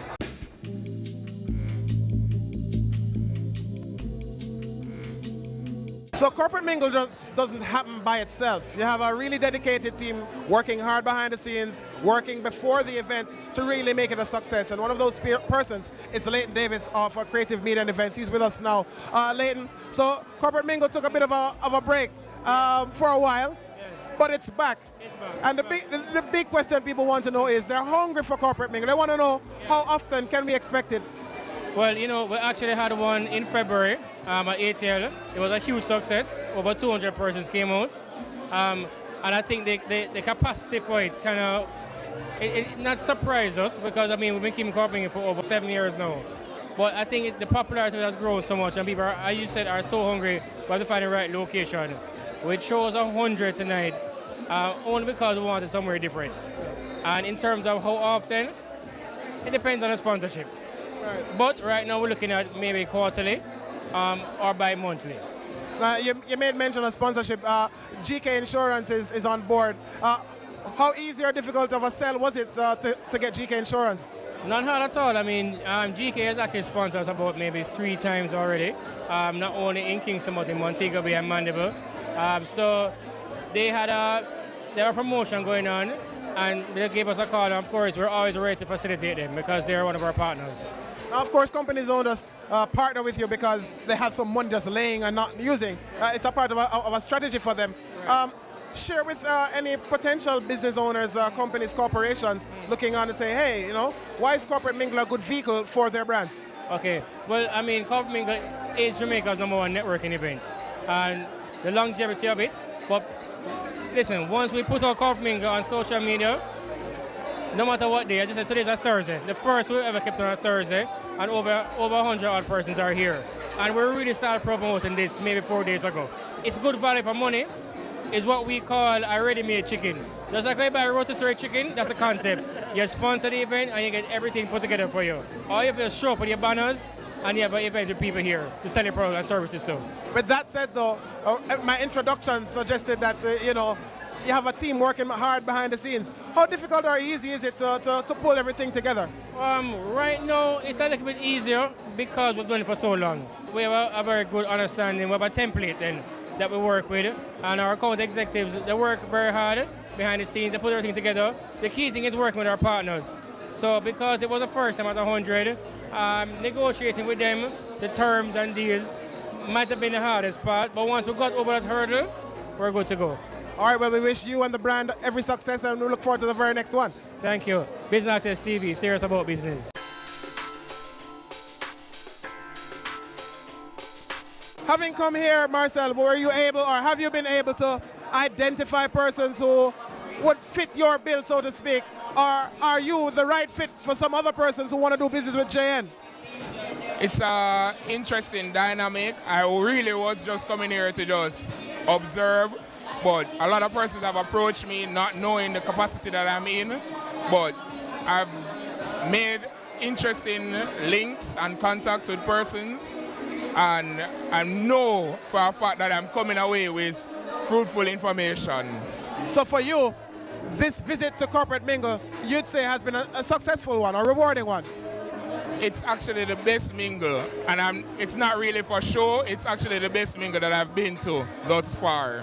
A little birdie told me earlier that you won a prize for being here at Corporate Mingle. What prize did you win? Early bird prize. It's a thing. I think in project management we're all affixed with time management. So I was actually the first person here. So I have to collect the prize and hug it up. They say the early bird gets the most worms. So certainly that prize would have been one of those, eh? Yeah, most definitely. You're watching Corporate Mingle right here on Business Access TV, serious about business. We'll have more for you right after these messages. Dodgen Global offers a CPA scholarship program to team members who join our team. A career in accountancy at Dodgen Global is a great choice and can offer you excellent job prospects. We believe that an accounting education is the greatest gift you can give yourself or anyone else.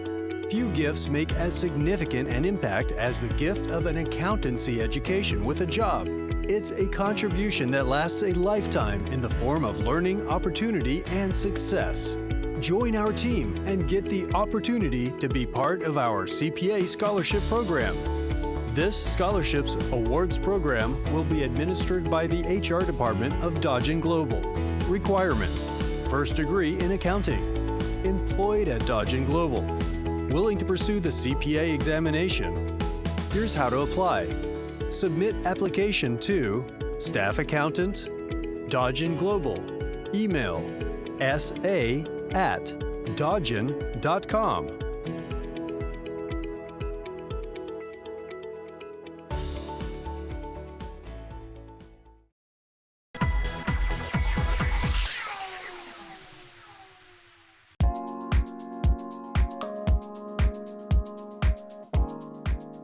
Welcome back to our coverage of Corporate Mingle here at 100. That's 100 Hope Road. With us now is Alexis Chin, and she's a marketing manager.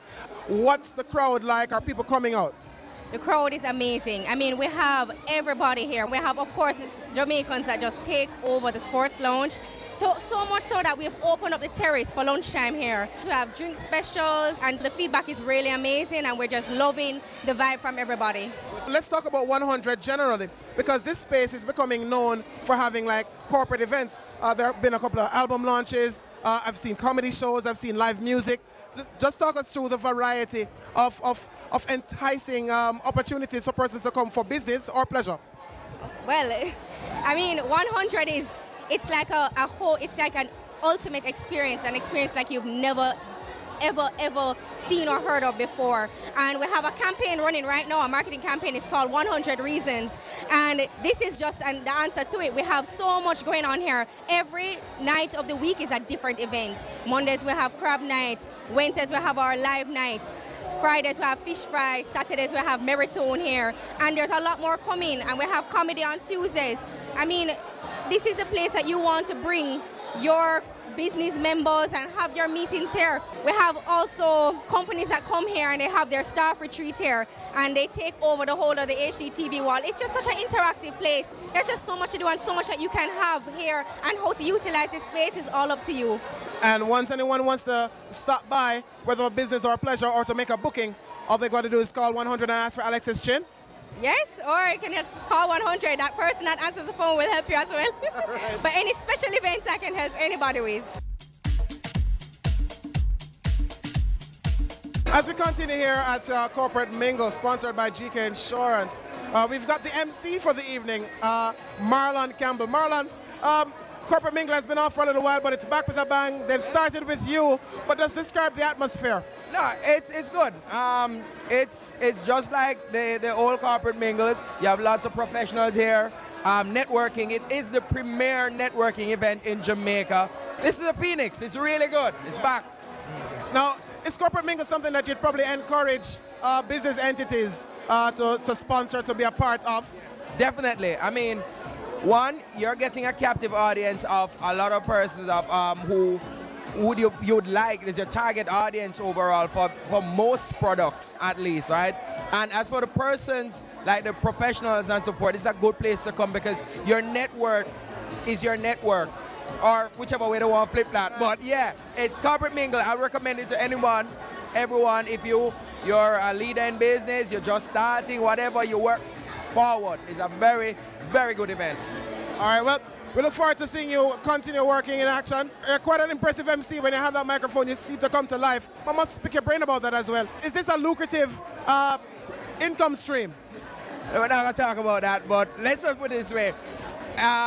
It makes sense doing it. It makes sense to do it. And you know, I always tell people that I'm the antidote for a boring event. So If you want the event to have some fun and you want the event to be lively, call me. I won't let you down in that area. But yeah, an event like this is easy to MC, really. It's just about mingling with my peers and just having a conversation with them. So I'm glad I'm doing this one and I'm looking forward to the next one. All right, so it's the host with the most. It's Marlon Campbell, the MC here at Corporate Mingle. They say good things come in threes, and I'm pretty sure we found a good thing right here. We've got from my immediate right, Shauna, Nicolay, and Chantel, and they're all here at Corporate Mingle. Let's start with you though, Shauna. Corporate Mingle, a well-known brand, but why did you decide to come tonight? I came tonight to basically meet new people in the corporate world, advertise my firm, and to make new friends. All right, we'll talk a little more about your intentions of coming here. But Nicolay, how did you find out about Corporate Mingle tonight?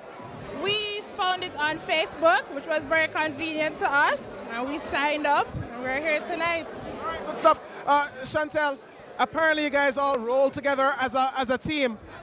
Describe your friendship or your association. Well, we are partners. We have a law firm, Howell, Johnson and Lawrence.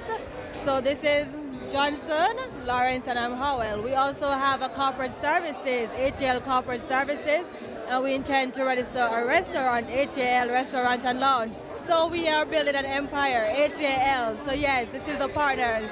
So I'm among some legal luminaries and strong businesswomen. Yes. All right, now describe your experience here. I mean, you're here obviously, as you mentioned, to promote your firm. Has it been productive for you so far? Yes, it has been. I've met a couple of people. Yes, exchanged business information. It has been productive. Can we expect moving on from here, probably in another year, maybe shorter, maybe longer, to hear of some project that was developed from meeting someone here? Actually, yes, we met up with some realtors, so we can expect purchases and sales very soon. So the opportunities are really endless. There's a lot of different persons here with a lot of different business ideas that can be useful to us. And so far, it's been very productive. Now, is this a sort of setting that you'd encourage small businesses, micro enterprises to participate in? Absolutely. Your business can't expand unless you network. So whatever events come out, network, meet people, build your business.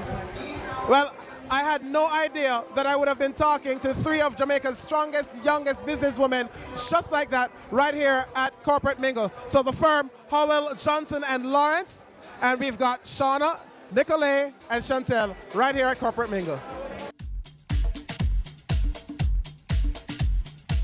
So Corporate Mingle is all about professionals being able to network and integrate and meet with each other in a very cool open space. And here we have with us Mr. Ramon Walker. Now Ramon, just share with us a little bit about the business you represent. What do you do? Well, I'm Ramon Walker, as you know, from Caribbean Insurance Brokers, and I'm an account executive. And we have a wide range of life, health, general insurance products available. I mean, just come to 94D Old Hope Road, right? And you'll be satisfied. That's all I can tell you. All right, now. We always take our customers to the ultimate value-added experience. Right? That's what you call a shameless plug. But let's talk about... But Ramon, if you're into insurance, then a setting like Corporate Mingle is a natural place for you to want to be. Yes, excellent, excellent. You know, because you're a lot of nice people here, you know. We're mingling, you know, making contacts. Whether you're building your brand, you're promoting your business, or you're linking up with a friend, you know, an associate. Have you been able to do business as a result of attending Corporate Mingle? Yes, definitely. And I would recommend it. I would recommend it every week, actually. Not every last Friday or every month, every week. Yeah. Right? At 100. Especially at 100. Especially at 100. Just in case you missed Corporate Mingle, we've got all the highlights right here on Business Access TV. Stay tuned. Cameo takes you behind the scenes of Jamaica's exploding creative industries to give you an insider's look at how creatives get the job done. I'm really picky about how we treat our customers. As creative people, we went a little bit over the top. Each week, we interview innovators leading the charge in their industry. The chaos of creativity meets the the stricture of structure on Business Access TV's Cameo.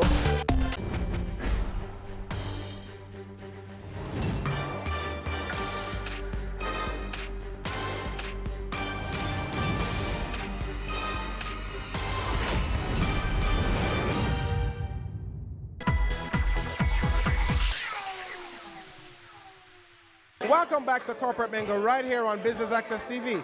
Let's take a look at some of what you would have missed just in case you weren't here.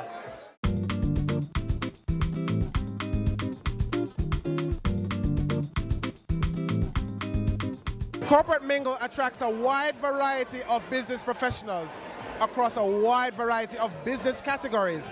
One of them is security. This is Stephen Thompson of Stellar K9. Now, Stephen, let's share with us a little bit about what your business does. All right, right now what we're doing, we're based out of the United States, and we're training police dogs and military dogs for the JCF and JDF in the detection of illicit contraband, firearms, explosives, tobacco, so forth. How did you get involved in that type of business? My dad was in the U.S. Air Force, and he was in charge of K9 for the Korean War and Vietnam. And we started a security company in '74. So from the day I was born, I grew up into it, and I just took it to a different level now.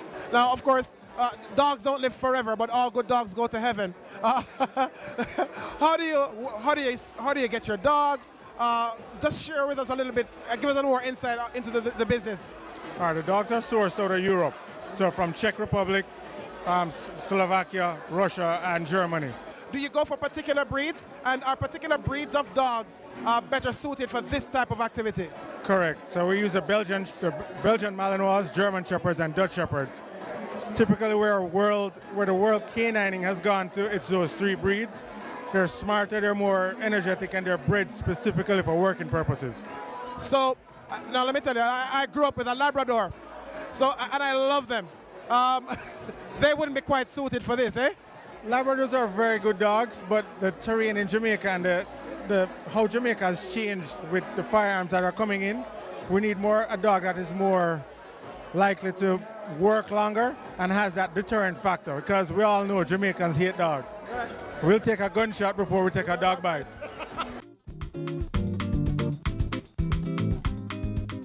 As we continue here at Corporate Mingle, we're catching up with another young professional who has just come to meet, mix, and interact. With us now is Sarah Lou Walker. Sarah Lou, just share with us a little bit about what you do. Okay, so I'm a paralegal assistant, and I work at a real estate law firm, and I run my own nonprofit organization called the Angelic Ladies Society, where we offer empowerment, mentorship, and social enrichment sessions for the girls inside South Camp Rehabilitation Center. All right, now you're here at Corporate Mingle. Why did you choose to attend?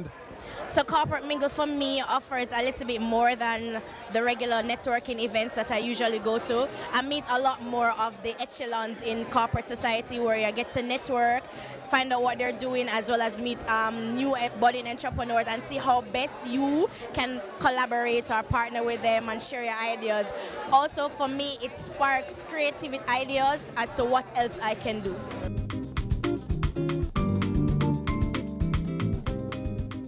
Corporate Mingle has got to be the only event, the only networking event where you can come, interact with professionals, and also, well, get a massage. We're standing now with Nayoka Smiley of Adam and Eve Day Spa. You've got Amelia and O'Neill working. Why did you choose to come into the middle of this networking session to do massages? Well, Adam and Eve understands the importance of brand recognition. We know that we have to place our brand in strategic position in order to get market share. And so therefore, everywhere you can find Adam and Eve Day Spa will pop up and offer complimentary services because it's important. Are you suggesting to me, Nayoka, that a business could probably call Adam and Eve Day Spa and go, hey, listen, we've got some stressed out people in our office. Could you come for 4 hours, 5 hours, and just take them through some nice massages to kind of relieve a little stress? Certainly. We not only offer services in the spa, we do house calls, we do office visits. So if it is that you have a company, you have stressed staff, you can call us, we come all over, set up, and give your staff the massages. What has the response been like when you do executions like this? Oh my God, it's always overwhelming. Like, when are you coming back? When are you coming here? When are you coming there? It's always overwhelming because massages are very important. It relieves stress. We're living a stressful time. So therefore, massaging is very important and persons that enjoy getting a massage. So once I'm through talking to you, then I can probably just go have a seat and have Amelia take care of my shoulders? Most definitely, most definitely. Can we expect to see Adam and Eve Day Spa at more corporate mingle events? Certainly, we have always been in support of corporate mingles. We find it as a very interactive engagement, and we always like to interact with our clients. So therefore, we're always on board for corporate mingle. Well, I'm going to relieve myself of some stress, courtesy of Adam and Eve Day Spa, and you should too. But guess what? You're missing out. Don't miss the next corporate mingle because they will be there. With us now is Larry Green. And you're probably wondering, where are we talking to Larry? Well, he was just in the Adam and Eve Day Spa massage chair. Now, why did you attend corporate mingle this evening? What's up your sleeve? Why did you choose to be here tonight? Really, it's just to socialize, interact, build a network. I'm with an IT company called the Blue Chip Strategies, where I am pretty much the IT manager there. So I pretty much run the technical department. So I wanted to share more about our company, what we do, the partnerships that we have with the leading vendors in the industry, and to learn more about other companies and how we can open up revenue streams and have business coming through each other's doors. With all you just mentioned in terms of your intention for coming here, have you been able to meet that? Have you met anybody here who your services can be supplied to their businesses or vice versa? I do believe so. I've met some persons who are interested in IT services. In this age and age, everyone has a need for some sort of IT service. So whether it be disaster recovery, endpoint protection, or the hardware, because we're partners with Lenovo as well, there is somebody who has a need. And we've identified some persons so far, and we're very happy about that. Kudos to the organizers of the event. Of course, Larry Green of Blue Chip Strategies. Take a look right here at Corporate Mingle.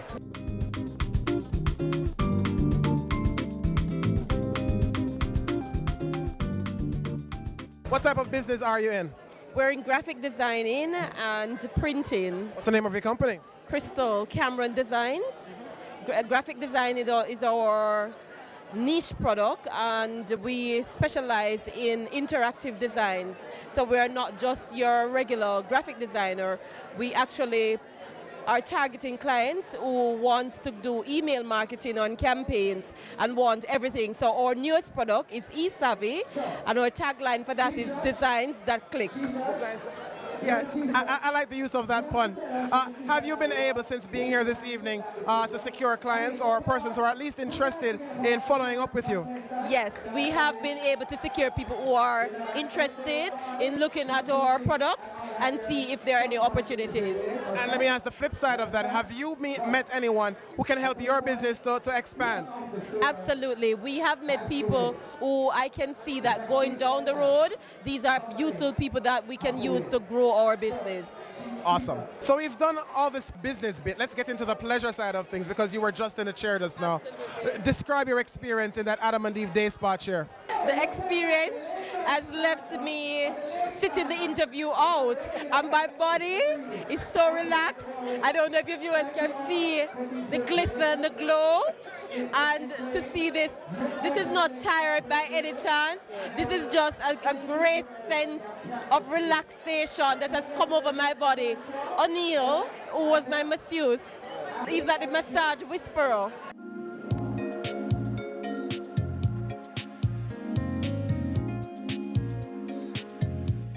We're pretty much back where we started, except that the difference now, the place is lit. Like, literally, it really is lit. So there are lots of folks on the inside of Corporate Mingle.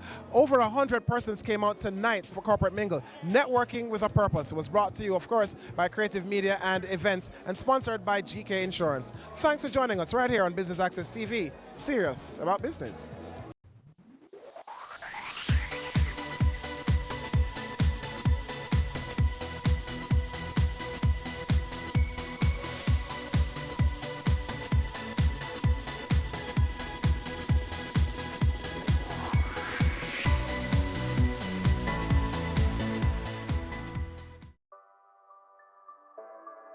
Sundays at 4:30 p.m. It's all about Home Sweet Home.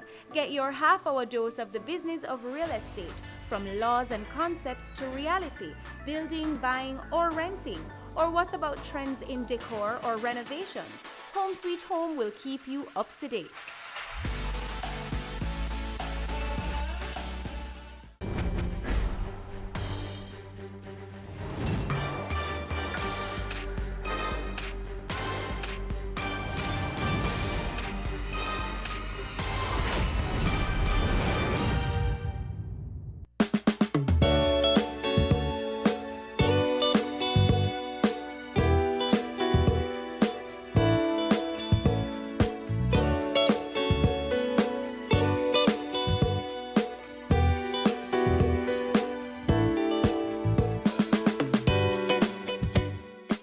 Empowering deaf and hard of hearing people to help build our nation. That's exactly what the Jamaica Association for the Deaf is doing. Caring Hands recently visited the facility to meet some of the people that are benefiting from the association and who are helping to make a change. This is Kamar Groves, a deaf culture facilitator and technical assistant at the Jamaica Association for the Deaf. Having lost his hearing at the age of 3 following a bout of fever, Groves has proven himself to be very adept at computer repair and installation, and has become a proficient videographer and editor since joining the JAD in 2005. Basically, my role is I'm a technician, and I have actually a variety of responsibilities. One being I do computer repair, as well as I develop manuals such as the manuals they use for teaching sign language in the sign language class, as well as create DVDs for teaching various participants to learn sign language, as well as creating those DVDs for instructional purposes on helping people to develop the sign language appropriately. And then I also travel to various of the schools to do filming for whatever is needed, whether it's for the teachers or or even the students. And then we have a team that work together to evaluate the filming, what needs to be changed, what needs to be improved, and then also, you know, what we can do with helping the students to improve in their sign language skills. When I first started working here at JAD, I was doing what is called BLSH, which is both language, spoken, heard. That's what it classifies as. And basically what it is we had a variety of children's storybooks that we would translate into Jamaican Sign Language. And then we would visit parents' homes and teach them how to sign those stories so that they can read with their children in those storybooks in sign language. And as time went on, I became the official technician here. My achievements, I would say, is one, getting married.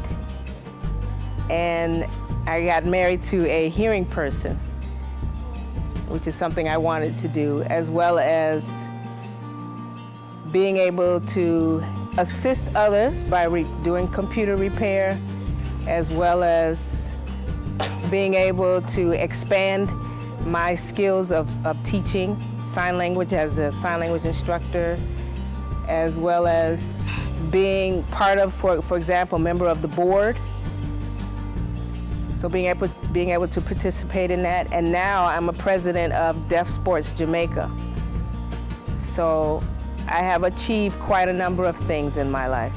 I did attend school at Listomere Gilby High School and learned some things, but very basic, like Microsoft Word, Microsoft Access. Learned some basic computer, how to do things on computer, but I also experimented with YouTube.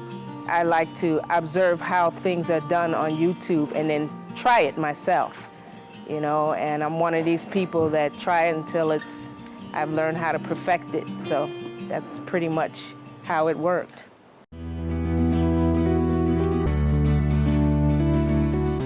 Some members of the deaf community are being equipped to gain meaningful employment through skills training at the JAD Bindery. The Bindery had its genesis as a skills training facility to train deaf youth in the craft of presentation and renovation of bookbinding.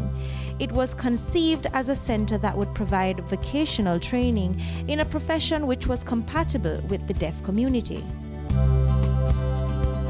My name is Valerie Facey. I'm chairman of the Danny Williams School for the Deaf. I am a member of the executive board of the Jamaica Association for the Deaf. And I am the person who conceived of the idea of the bindery and is hoping to see this new building for a bindery happen before I leave the planet. I've always been passionately involved with books. I love books, and I'm now a sort of very small publisher.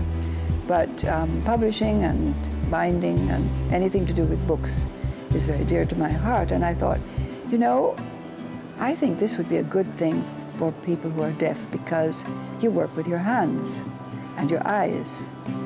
And as long as you have dexterity of your hands and you have an eye for design, and it would be something that you could be trained to do. You don't need to talk, really. And so it was an experiment. And it actually worked very well to begin with, but we didn't know enough about running a business, and so unfortunately we failed on that occasion after quite a few years.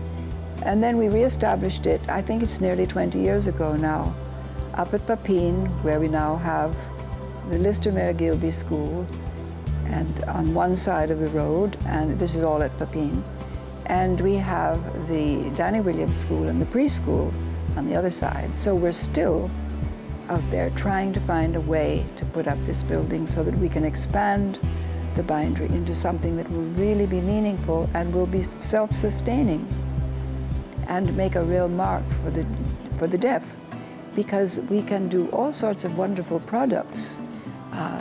Desk sets, for example, which is leather or bindery material. We can do portfolios, scrapbooks, wedding albums, funeral albums, guest books. I mean, there's no limit to the number of things we are capable of doing. But we need space to be able to train more people, and we need the facilities first before we can really move on with this. But I'm determined this year that we've got to get it done.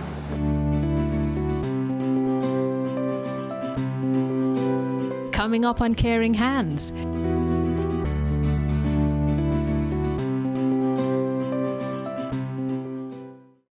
Your business matters. Business Access TV offers you the most innovative and effective advertising solution for your business, specializing in B2B sales, cost-effective solutions, the customers you want, the repetition you need.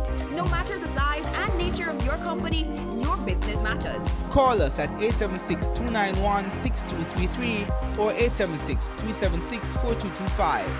Email sales@batvja.com. Take the guesswork out of improving your IT infrastructure. The field of IT changes so quickly that it can be hard to plan a strategy while keeping up with technological advancements. Yet, without a strategic roadmap built on data-driven insights, your staff can be overworked, spending excessive time putting out technical fires instead of focusing on strategic tasks that fulfill core business needs. Our IT consulting services are the first step towards transforming your enterprise IT and improving your business efficiency. Our experts have the industry experience and best-in-class tools to methodically assess your entire support operation. We look at your IT support services holistically, identifying improvement areas that will have the greatest impact on employee productivity, service levels, and customer satisfaction. Need help improving your infrastructure uptime? Contact us to discuss a solution that will provide you greater productivity and efficiency. Email info@dodgen.global. Website https://dodgen.global. In this one degree, you're able to do many things. I think the field found me. I'd rather work with the deceased than work with the living. Let us open your mind to careers you've never considered. Miniature model maker. Game technician. Animator. With environment. Career moves. Anywhere money is, that's where I am.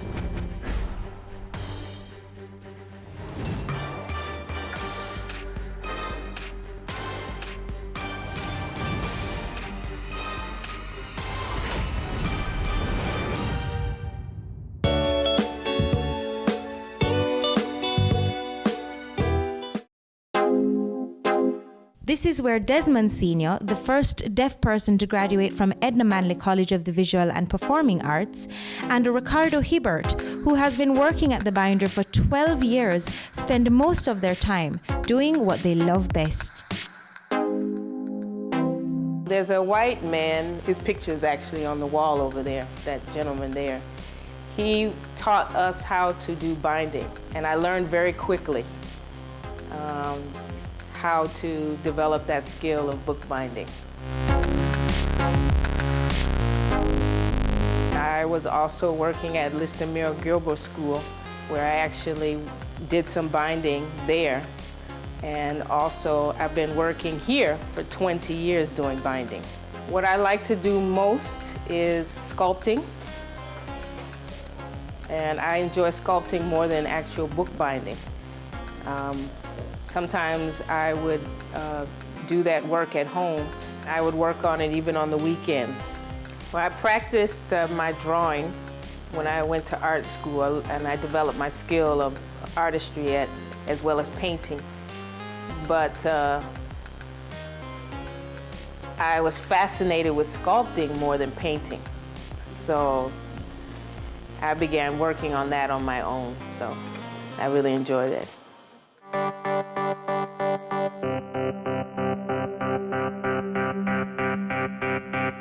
Well, I wanted to tell you a little bit about my background. I went to school at Listomere Gilby High School, and once completing school, I came here, and one of the supervisors here taught me how to draw and helped me to develop experience and skill as a binder. Sometimes working here can be a bit stressful, but over the years of working here, I've gotten used to and accustomed to things, so I really do like it. We have a new gentleman by the name of Sean, and one thing that I have done is I have been his trainer, and Desmond also trains him as well. So we work together to train Sean since he's new, to help him to develop skills. I'm thinking to plan maybe to develop a business of making jewelry. So I'm not really exactly sure how I could go about doing that, but like the leather on watches and also necklaces and so forth. But that's something I would like to do. The establishment of a school for the deaf started way back as far as 1938, and since then has become a safe haven for most. I started with the Jamaica Association for the Deaf way back in 1954, when my father-in-law was the chairman of the association at that time. My father-in-law, C.B. Facey, Cecil Boswell Facey, worked with Reverend Gilby when he first arrived in Jamaica in 1938 with a mission to find deaf children and start a whole organization for the teaching of deaf children.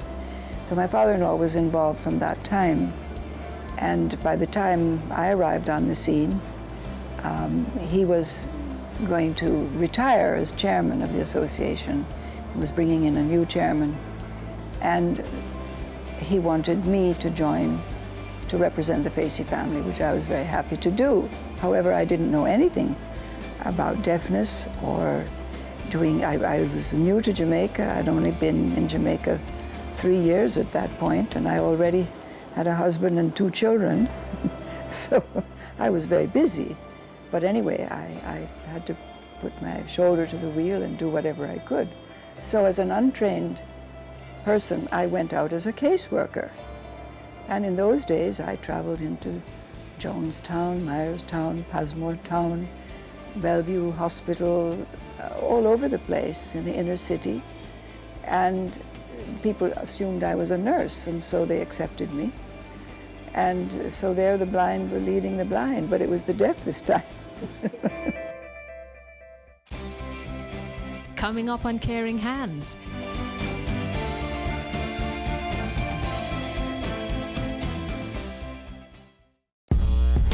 I started out selling out of the trunk of my car.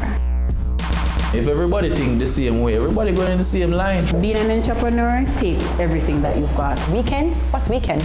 We work on a weekend. There are real opportunities everywhere you look. But you have to have the passion. If I do my part well, then everything is okay. We believed in ourselves and our families believed in us. Being convinced of this great opportunity, why we are all here doing what we're doing now. Takes you behind the scenes of Jamaica's exploding creative industries to give you an insider's look at how creatives get the job done. I'm really picky about how we treat our customers. As creative people, we went a little bit over the top. Each week, we interview innovators leading the charge in their industry.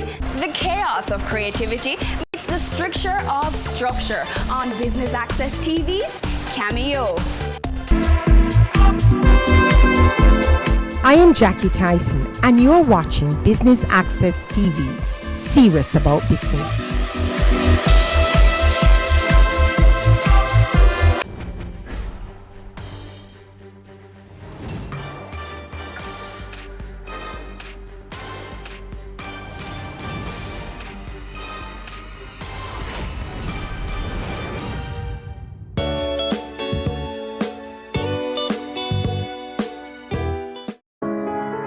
Effective Guidance is a platform for all students, and this is where Tash comes in as she provides an opportunity for students to relate to her on a daily basis. I work as a school counselor. This is Lister Mere Gilby High School, and basically my work entails from grade 7 to 13, assisting the children, helping them to identify themselves, as well as counsel them, as well as instruct them. And that's from grades 7 to 9. Now, from grades 9 to 10, I work with those students to help them to, once they identify who they are, they know who they are, help them to establish goals for the future, help them to analyze their skills, what it is they value in life, and I work with them on a one-on-one basis so they can identify what their goals are for the future. From grade 10 to 11, I assist them with career planning, how they can transition from school to work, providing them with resources, whether they want to attend university or to do some type of particular job. I assist them with helping them get training to do that.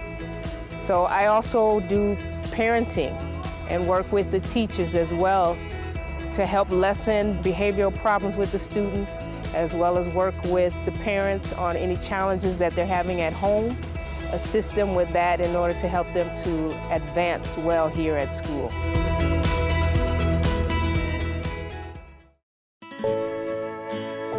There's so much that we don't know about the capabilities of the deaf.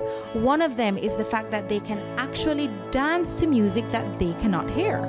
A team from the Lister Mere and Gilby High School recently entered the Jamaica Cultural Development National Deaf Dance Competition, which was developed for the deaf. We got a story. The theme for this year's festival was child abuse and the awareness of child abuse. And so we all got, we did workshops using stories and frames for us to create our dance from. When we came back and I was discussing the story with the students, they kind of wanted something else because neglect is the abuse that is most common to the deaf. So they wanted to do something on neglect. So we all pulled our ideas together, and once we got a storyline of these two children who were neglected by their parents, we kind of built from there. So The students are really good with routines, and once they get a feel of the music and I tell them the kind of music and give them the tempo, once they hit the rhythm, they're gone.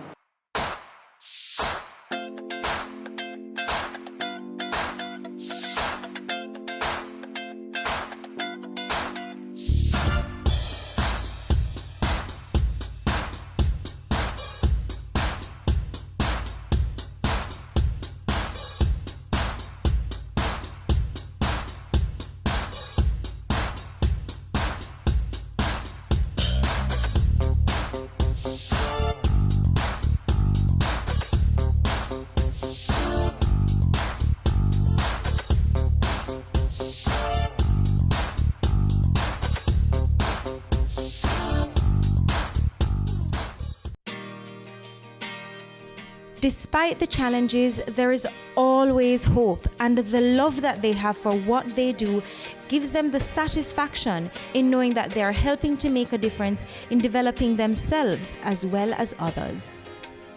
Sometimes working here can be a bit stressful, but over the years of working here, I've gotten used to and accustomed to things, so I really do like it. They are full of a lot of energy. It's really a great experience working with them. The thing I love most about my job, the children, I really love it, I do. I feel personally that everyone has their individual potential. And working with the students, and I see the students have their aha moment, so to speak, recognizing their own potential, it brings me great satisfaction being able to learn various skills from volunteering here in the past, working with other teams, has really personally benefited me. It has empowered me to be more of an advocate, as well as to teach others or educate others on how they can work with the deaf community, as well as empowering other deaf people within the community. My actual goal, since I work as an artist, what I would like to do is have my own exhibit. The work that goes into teaching those children and trying to make them citizens of this country and to be educated, it's a miracle when that happens.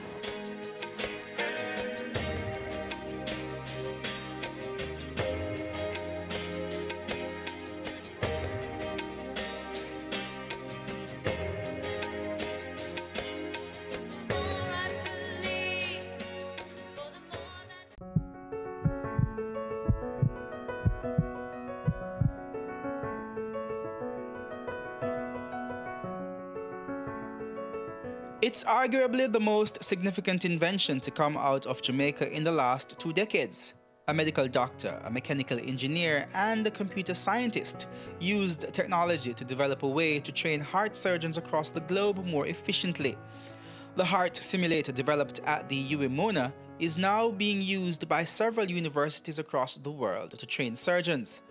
Professor Daniel Kaur, who worked on the project, says after shelving the first prototype and moving on to other projects, he and the other inventors involved received a call that would change everything.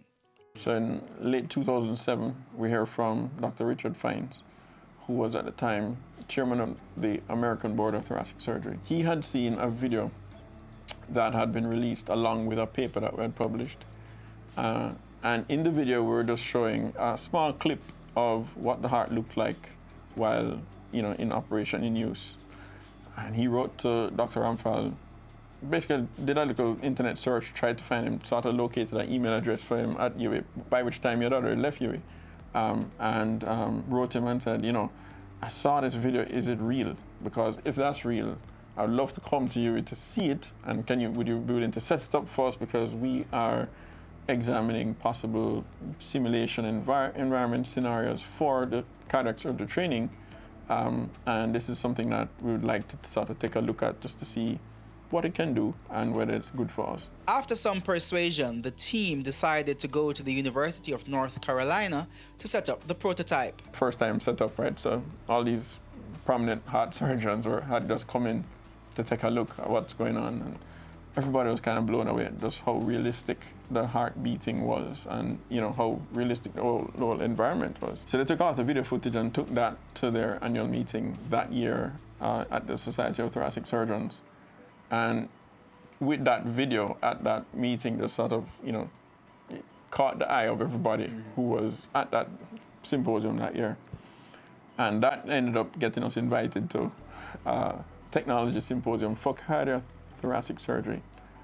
And we got re-invited year after year. Soon after that, the UWI developed heart simulator was a sought-after tool when it came to training heart surgeons. It then got to a point where other places wanted one. They kept saying, how can we get one of these at our institution? So it was kind of around that time, that was started around 2009, that we started talking about how to get multiple ones of these. And by around 2011, we'd actually built them. So in that interim, we had negotiations, sort of thought about how to sort of make it a little more structured and sort of help ourselves get to the point where we could be talking to people who might want a license. The simulator then ended up in some of the top medical schools in North America, revolutionizing the way heart surgeons were being trained. Harvard's Mass General Hospital, University of Rochester, there was a University of North Carolina, Johns Hopkins, Vanderbilt, Mayo Clinic, University of Washington, and Stanford. This was the first time ever heart surgeons in training were being exposed to real-life circumstances. Kind of what I mentioned before, where you might have the pig's heart in a bowl. Or, I suppose, if you're working with a cadaver, which is going to be realistic, but it's a dead person. But nothing where the heart is, or actually a live pig. That is the closest that you could come if you wanted to get a full-blown operating room scenario, where you are standing around, there's a apparently living, beating heart, and you have to give the right instructions, and you have somebody controlling a pump, somebody controlling anesthesia, and then you have your partner in front of you, you're supposed to be giving the right instructions, and you're learning not just the specific procedures, but also the management of your team. The only way you could really reconstruct that without having a real patient on the table was a live pig. That was the closest you could come. So what our simulator was providing these guys with was a context in which they could reconstruct any scenario they wanted, when they wanted, at the time they wanted. So from the purpose of teaching, if today's lesson was to teach you something that hardly ever happens, they could make sure it's scheduled what's going to happen, because you set the simulator up to deliver that. So for them, that was a great opportunity to change how training in cardiac surgery could work, right? And at the same time, you're getting this high fidelity model, right? So you're not putting any patients at risk. You have this model that looks real. It bleeds when you cut it. It has a pressure. It shows you a computer trace that looks like it's a real trace on a monitor. So for all intents and purposes, just because you set it up, it's not real. But for all intents and purposes, it looks like a patient on the table. The heart simulator has not only used technology to totally revolutionize the way heart surgeons are trained, but it is also helping to better equip surgeons to deal with real-life situations in real time. There are some well-rehearsed procedures, as in, over time, they've developed some procedures to respond to a particular kind of emergency. But if you as a resident only get trained via the operating room, then the only scenarios that you become familiar with are the ones that you see. Now, of course, if you see 100 cases, 200 cases, then they start thinking, okay, you're ready, you're competent, you can go, and you are going to be certified as capable of practice on your own. But what if the scenario that we're worried about isn't one that occurs so frequently? It might be 1 in 1,000 cases, it might be 1 in 2,000 cases. Those are still potentially life-threatening. You still want somebody who's gonna now become an attending to know how to deal with them. And in the old situation, before our simulator, the only way they would have really gotten that exposure is through a textbook or somebody telling them, if you ever encounter this is what you're supposed to do. So it's kind of a hypothetical, and the response is really a kind of theoretical response, or it's a hypothetical one anyway. With a simulator, we can now say, okay, next week's lesson going to be how you deal with this. And I can tell you what you must do, and I can set up the simulator to make that emergency occur. So while you're doing your thing, you know, suddenly something happens and you say, what's going on? And it's for you to A, recognize that there's that emergency going on, and then B, act appropriately. So you can actually now practice that, which is not something that you could have done easier before. The heart simulator is the first UE patent to be commercialized, and with the recent commitment from Finance Minister Dr. Nigel Clark to pump more government resources into research and development, it is hoped that more patented inventions coming out of the University of the West Indies can be commercialized.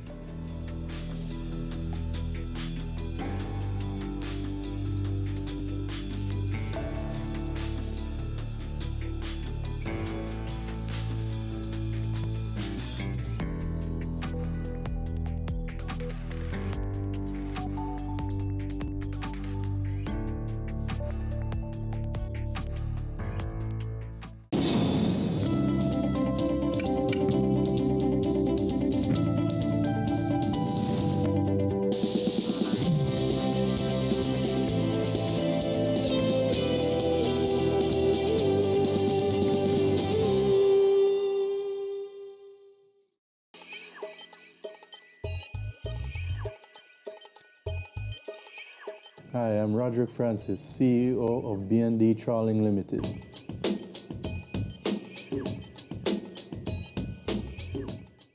The business was actually started by my father about 35 years ago. And, you know, when he died in 2011, I officially took over the spot as head of the business, but I've been working with him in the business for over 10 years prior to his death.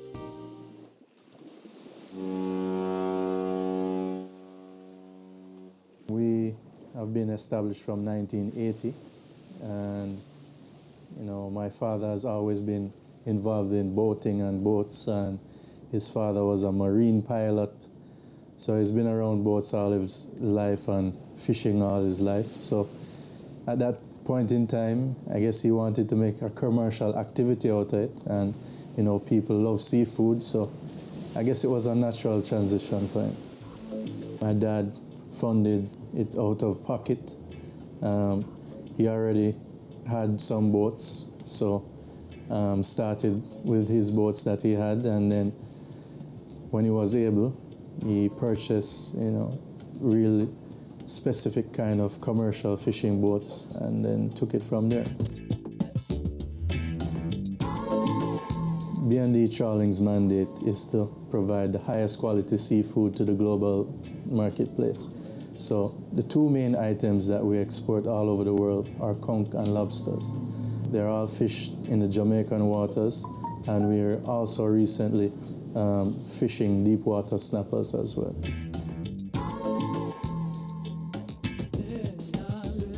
Well, we cater to the seafood lovers and people who love quality seafood. There's a trend around the world for healthy food now, and the thing is that Jamaicans don't understand what they really have. So what we have is pristine, untouched waters.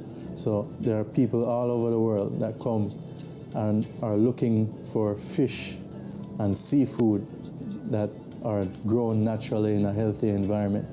So we produce quality Jamaican products and export it all over the world.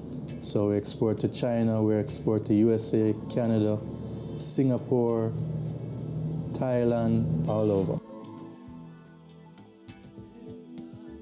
We've recently started the importation of some products that are not available locally here. So we have partnered with a major seafood distributor in the US, which we have been exporting to for over 30 years by the name of Beaver Street. Their brand is Seabest, and we have been packaging products under their brand for over 30 years. And it was just a natural progression for us to start distributing the brand here in Jamaica, including the Jamaican line of products as well as other products that are not locally available here, such as salmon and shrimp and scallops. What makes us unique is that, you know, we sell our product to the first world. So Jamaicans on a whole love quality seafood. That's why they go to the beach and stand up and wait for the fisherman to come with his boat and come up and they get it fresh there. So what we are doing and what makes us different is we really try to bring that to the customer without the hassle. So, you don't have to go down to the beach to fight for your fish. You can come to our outlet, you can come and you can get the same quality that you get there, or even better, at an affordable price and in a great environment. So what makes us different, what makes us competitive? Mainly, again, the quality of our produce.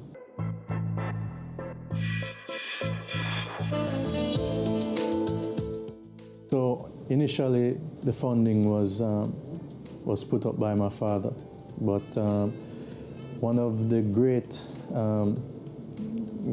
growers or facilitators of our business has been our partner, Exim Bank, and really they have helped us to really grow the company rapidly in the direction that we have wanted, with low cost financing, US dollar loans and things like that. We are a profitable company and we continue to grow our product range and product line, so we're on a very good profitable path. Where our business is located is very strategic. We're located on the port of Kingston, which is strategic not only for vessels to dock here, but also in close proximity to the airport as well as to the Kingston Wharves and Kingston Container Terminal, which most of our goods go out on. So it's very strategic. It also helps us to increase the quality of our product, because usually there may be one other plant in Jamaica that is located on the waterfront. So what this does for us is increase the quality that we're able to produce. So it comes directly from the boat into the plant instead of coming by boat, then travel by land and going everywhere. So that's how we keep our quality increased as well.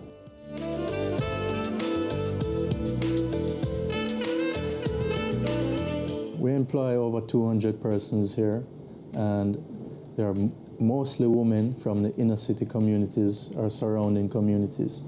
And we very much believe in community development and supporting our surrounding communities. So the first place we look is right in our neighboring communities where, jobs are hard to find. And we look there and we have been very happy with the quality of workmanship which we have got so far. In the management level now, we look for the best people, because I believe, for me, no matter what it costs, to have the best people. And it goes all around. I'm not saying that the lower level people are not the best. Yes, we do have some of the best people in the fishing industry here that come from the inner city communities, yes, as well. But we look for, on the higher level, we look for education is very, very important. Experience is very, very important on the higher level. The majority of the workers are based in our processing plant. So they would have several divisions of the processing plant. So all throughout the process, so they would come in, you would have ladies filleting or cutting the product. Then you would have people washing the product. Then you would have people weighing the product. Then you would have people bagging the product all the way through to the end process, and until it's loaded into a container and shipped. Our culture is definitely family-oriented. When my dad started this business and he was here, he was very much a family man, and everybody, every employee that has been here, some of them from the beginning, we still have employees that have been here for 35 years with us. And it's just a family environment. We can have an open door policy. Anybody can come and talk, and any issue, it can be outside of the business, anything, and we all come together and help each other when we need it. Typically, I work about 12 hours per day, so about 9 to 9 in office, and then, plant workers work on a shift basis as well. So some persons may come in at 6 o'clock and leave earlier, some may come in at 10 and leave later. So it's flexi hours, and sometimes during the lobster season, or most times, we have a night shift as well. Being an entrepreneur is very tough, especially a business owner, and time management is a very, very tough task. So the major challenge will be to balance, work and life, and home life, and being a young family member, or I would say having a young family, it's very, very tough, and you have to kind of carve out time for your family and make sure that you make that time, because basically it's your business, you're so enthusiastic about it, you want it to succeed, and then so you put all your time and your effort and everything into it, and really try to keep it as vibrant as possible. And a lot of the times when you do that, your personal life suffers. So the challenge now is being able to really create that balance.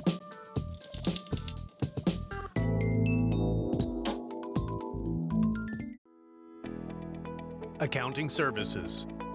Providing financial information to our clients in a timely and accurate manner is a commitment that we feel cannot be compromised. Meaningful, well-organized financial records ensure that your business operations will run more effectively on a daily basis. Dodgen Global provides a full range of cost-effective accounting services, including the following: general ledger and financial statement preparation, bookkeeping, monthly, quarterly, annually, accounting system set up for new businesses, compilation of financial statements, audits and reviews. For more information and to discuss your requirements with one of our experts, please contact us today. Email info@dodgen.global. Website https://dodgen.global.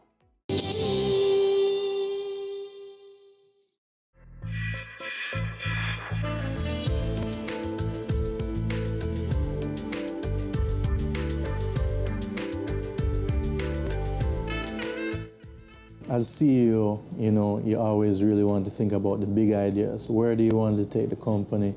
What is your vision? And what are your goals? So, I spend a lot of time sitting down and thinking about where we want to go and what we want to do. And out of that, then the ideas come. So you kind of focus on the consumer, focus on the market, and see where it's shifting, see where it's going to be tomorrow, and kind of innovate before, so that when the market shifts, you'll be in that position to really take advantage of the market. The most important thing for us here, we're competing on a global market. We're competing in first world companies. We mainly ship to Europe, so these people know seafood, they know quality products, and you really have to have a quality product. That's number one. Number two, if you're talking about retail or service, the customer experience has to be good. So one of the things we focus on really in our pop-up kitchen that we do once a month is really focusing on an authentic experience. So when you come down, you can really feel a natural Jamaican environment and all local produce, and really get that natural feel that the customer will feel at home and want to come back. Being an entrepreneur and running your own business, there are going to be challenges every day. If you don't have challenges every day, then there's a problem. But it's just how you deal with those challenges. Being a primarily export company, our main challenges are red tape issues or having, a competitive environment here. So when I speak about competitive environment, again, we're competing on a global marketplace. So our competitors have access to cheap fuel, cheap electricity, cheap labor, all of those things. That's what we're competing against. And Jamaica doesn't necessarily have some of those items. So you really have to kind of be innovative and creative and try to, get in a niche where you can create that efficiency to be able to compete globally. My failures have been too many to mention. So I'm not going to really single out any failure, but I can say, I fail all the time. And anybody who doesn't fail or hasn't failed has never been or never will be successful. So failure is not the problem, is how you recover from failure. And that's one of the main success factors of an entrepreneur. So the successful people, they will learn from their failures, and what John C. Maxwell would say is fail forward. So you would fail and build up from it. Now, if you fail and you keep making the same mistakes over and over, then you're going to be in a problem. So it's just how you react to the failures and how you overcome them and keep going. You try to prevent as many mistakes as possible, but it's part of the failure. You can't prevent mistakes. Mistakes will happen, things will happen, markets will change, everything will change, and you just have to react, and you have to react quickly and in a positive way. So you can't really say that you're going to stop mistakes. Again, you don't want to repeat the mistakes. You make it one time and you put measures in place not to make those mistakes. But it's just a simple, continuous improvement process that you keep going on, and little by little you improve and minimize the mistakes. Well, definitely growth strategies. We're looking at now diversifying our product range. So a big part of what we do is export, but we have never primarily been in the local market or distributed in the local market. So we have just started that now to actually distribute in the local market, and the actual response has been overwhelming. So, what we do is basically to grow, expand into different areas and looking now at acquisitions and things like that to grow the company.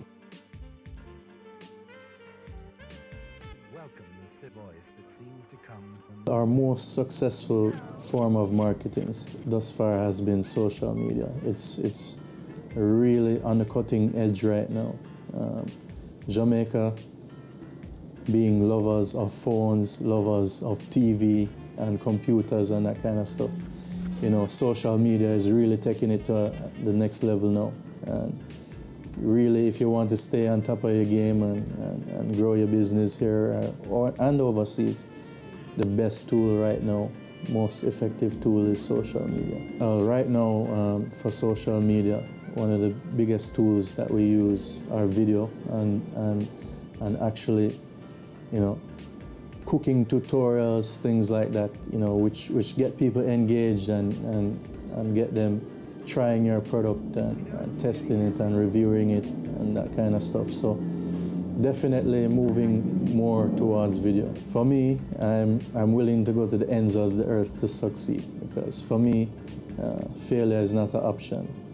I must succeed, I will succeed, and for me, as long as I keep that attitude, I will succeed. One of the best things you can do, or one of the main laws for success, is having a positive attitude. I really can't stress it enough.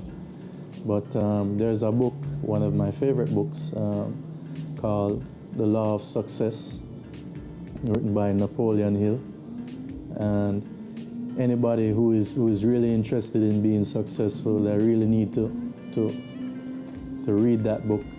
And it lays out really all the different points of what becoming successful entails and how you get there. But one of the main things, of course, is knowing where you want to go, knowing what you want to do, and keeping it on the forefront of your mind, and just pushing every day to achieve that goal. I define success as, balance.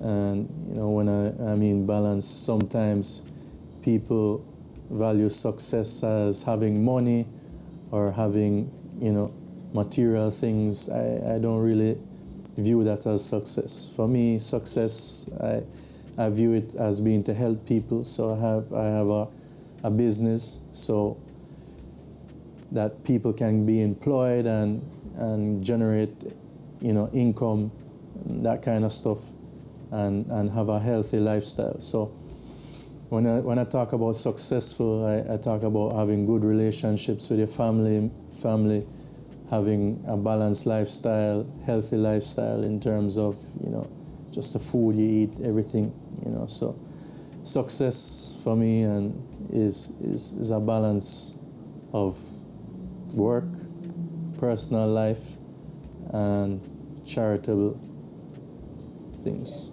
Of course, I have fears, my greatest fear, I would say, there's always a fear of going out of business or that kind of fear.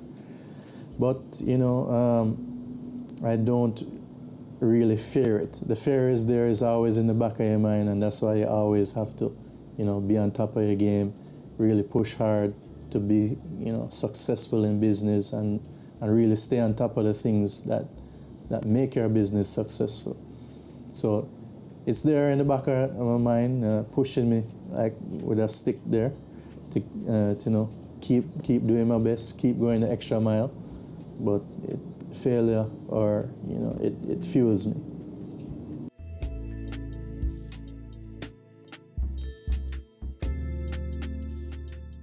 Your business matters. Business Access TV offers you the most innovative and effective advertising solution for your business, specializing in B2B sales, cost-effective solutions, the customers you want, the repetition you need.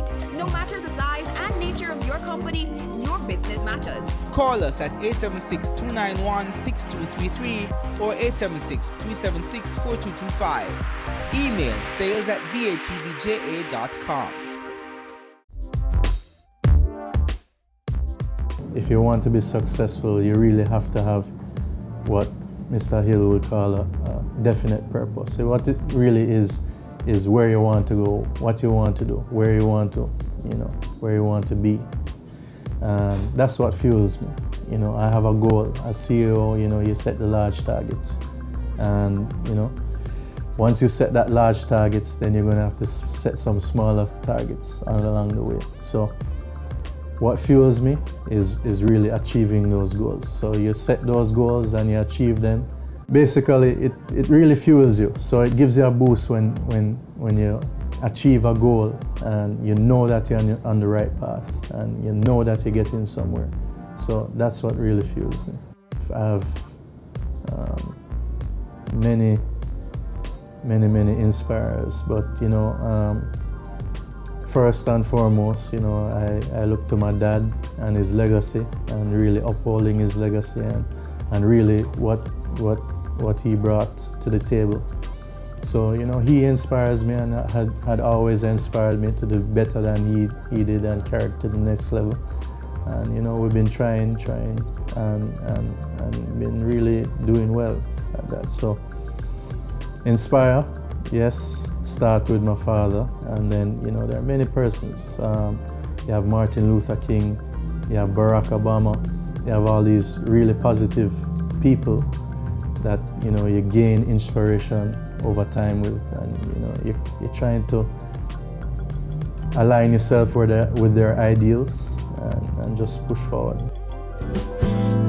Favorite aspect of being an entrepreneur is the kind of shifting landscape and the thrill of actually owning your own business and knowing that what you put in is directly related what you're going to get out of it.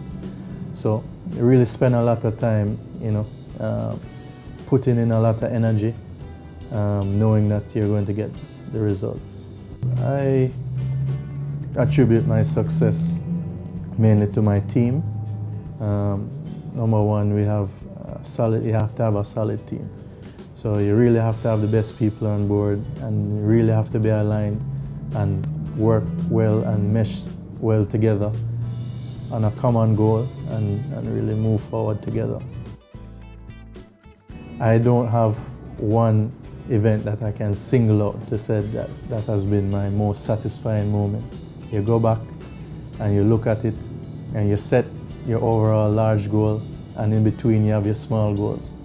And the most satisfying moments are when you achieve your milestones or your small goals along the way, and it really gratifies you. I mean, any entrepreneur, any business owner is going to have to make many sacrifices.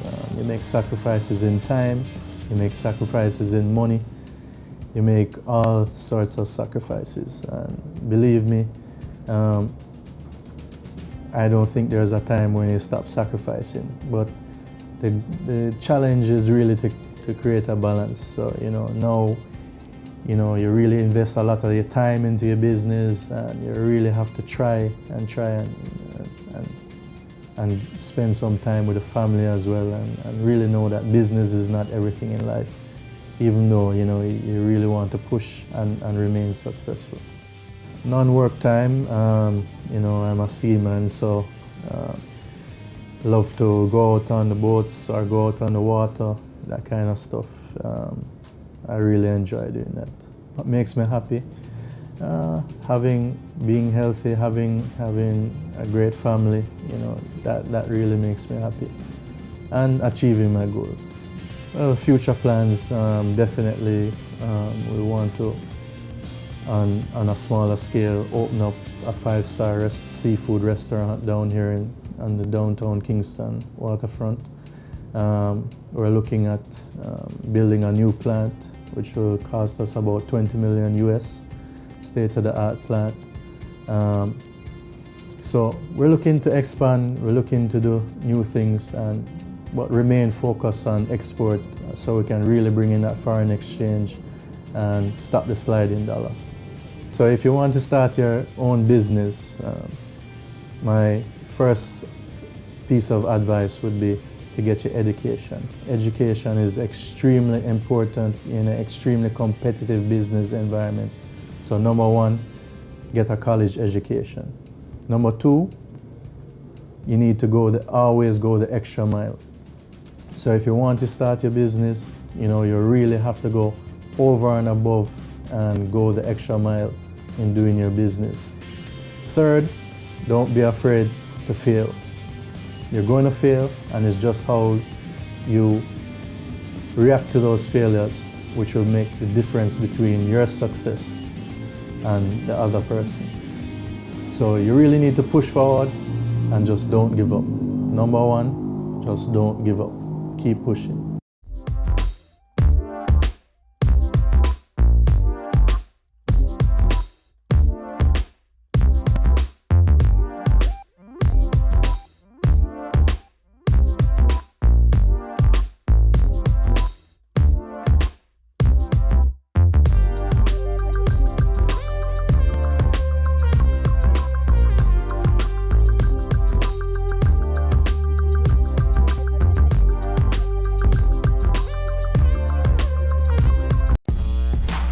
Started out selling out of the trunk of my car. If everybody think the same way, everybody going in the same line. Being an entrepreneur takes everything that you've got. Weekends? What's weekends? We work on a weekend.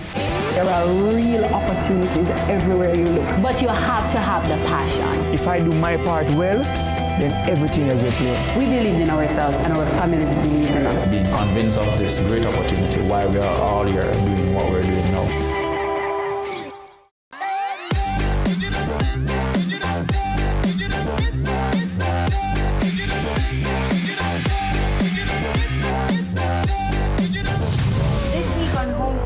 We go around Jamaica to visit a few of our most historical homes, each with their own little story.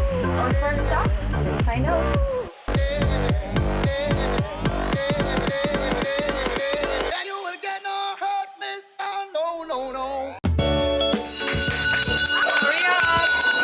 Creating change.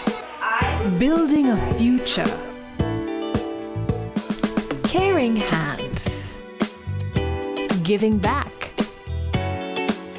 Touching hearts and shaping lives. Impacting our world for the better.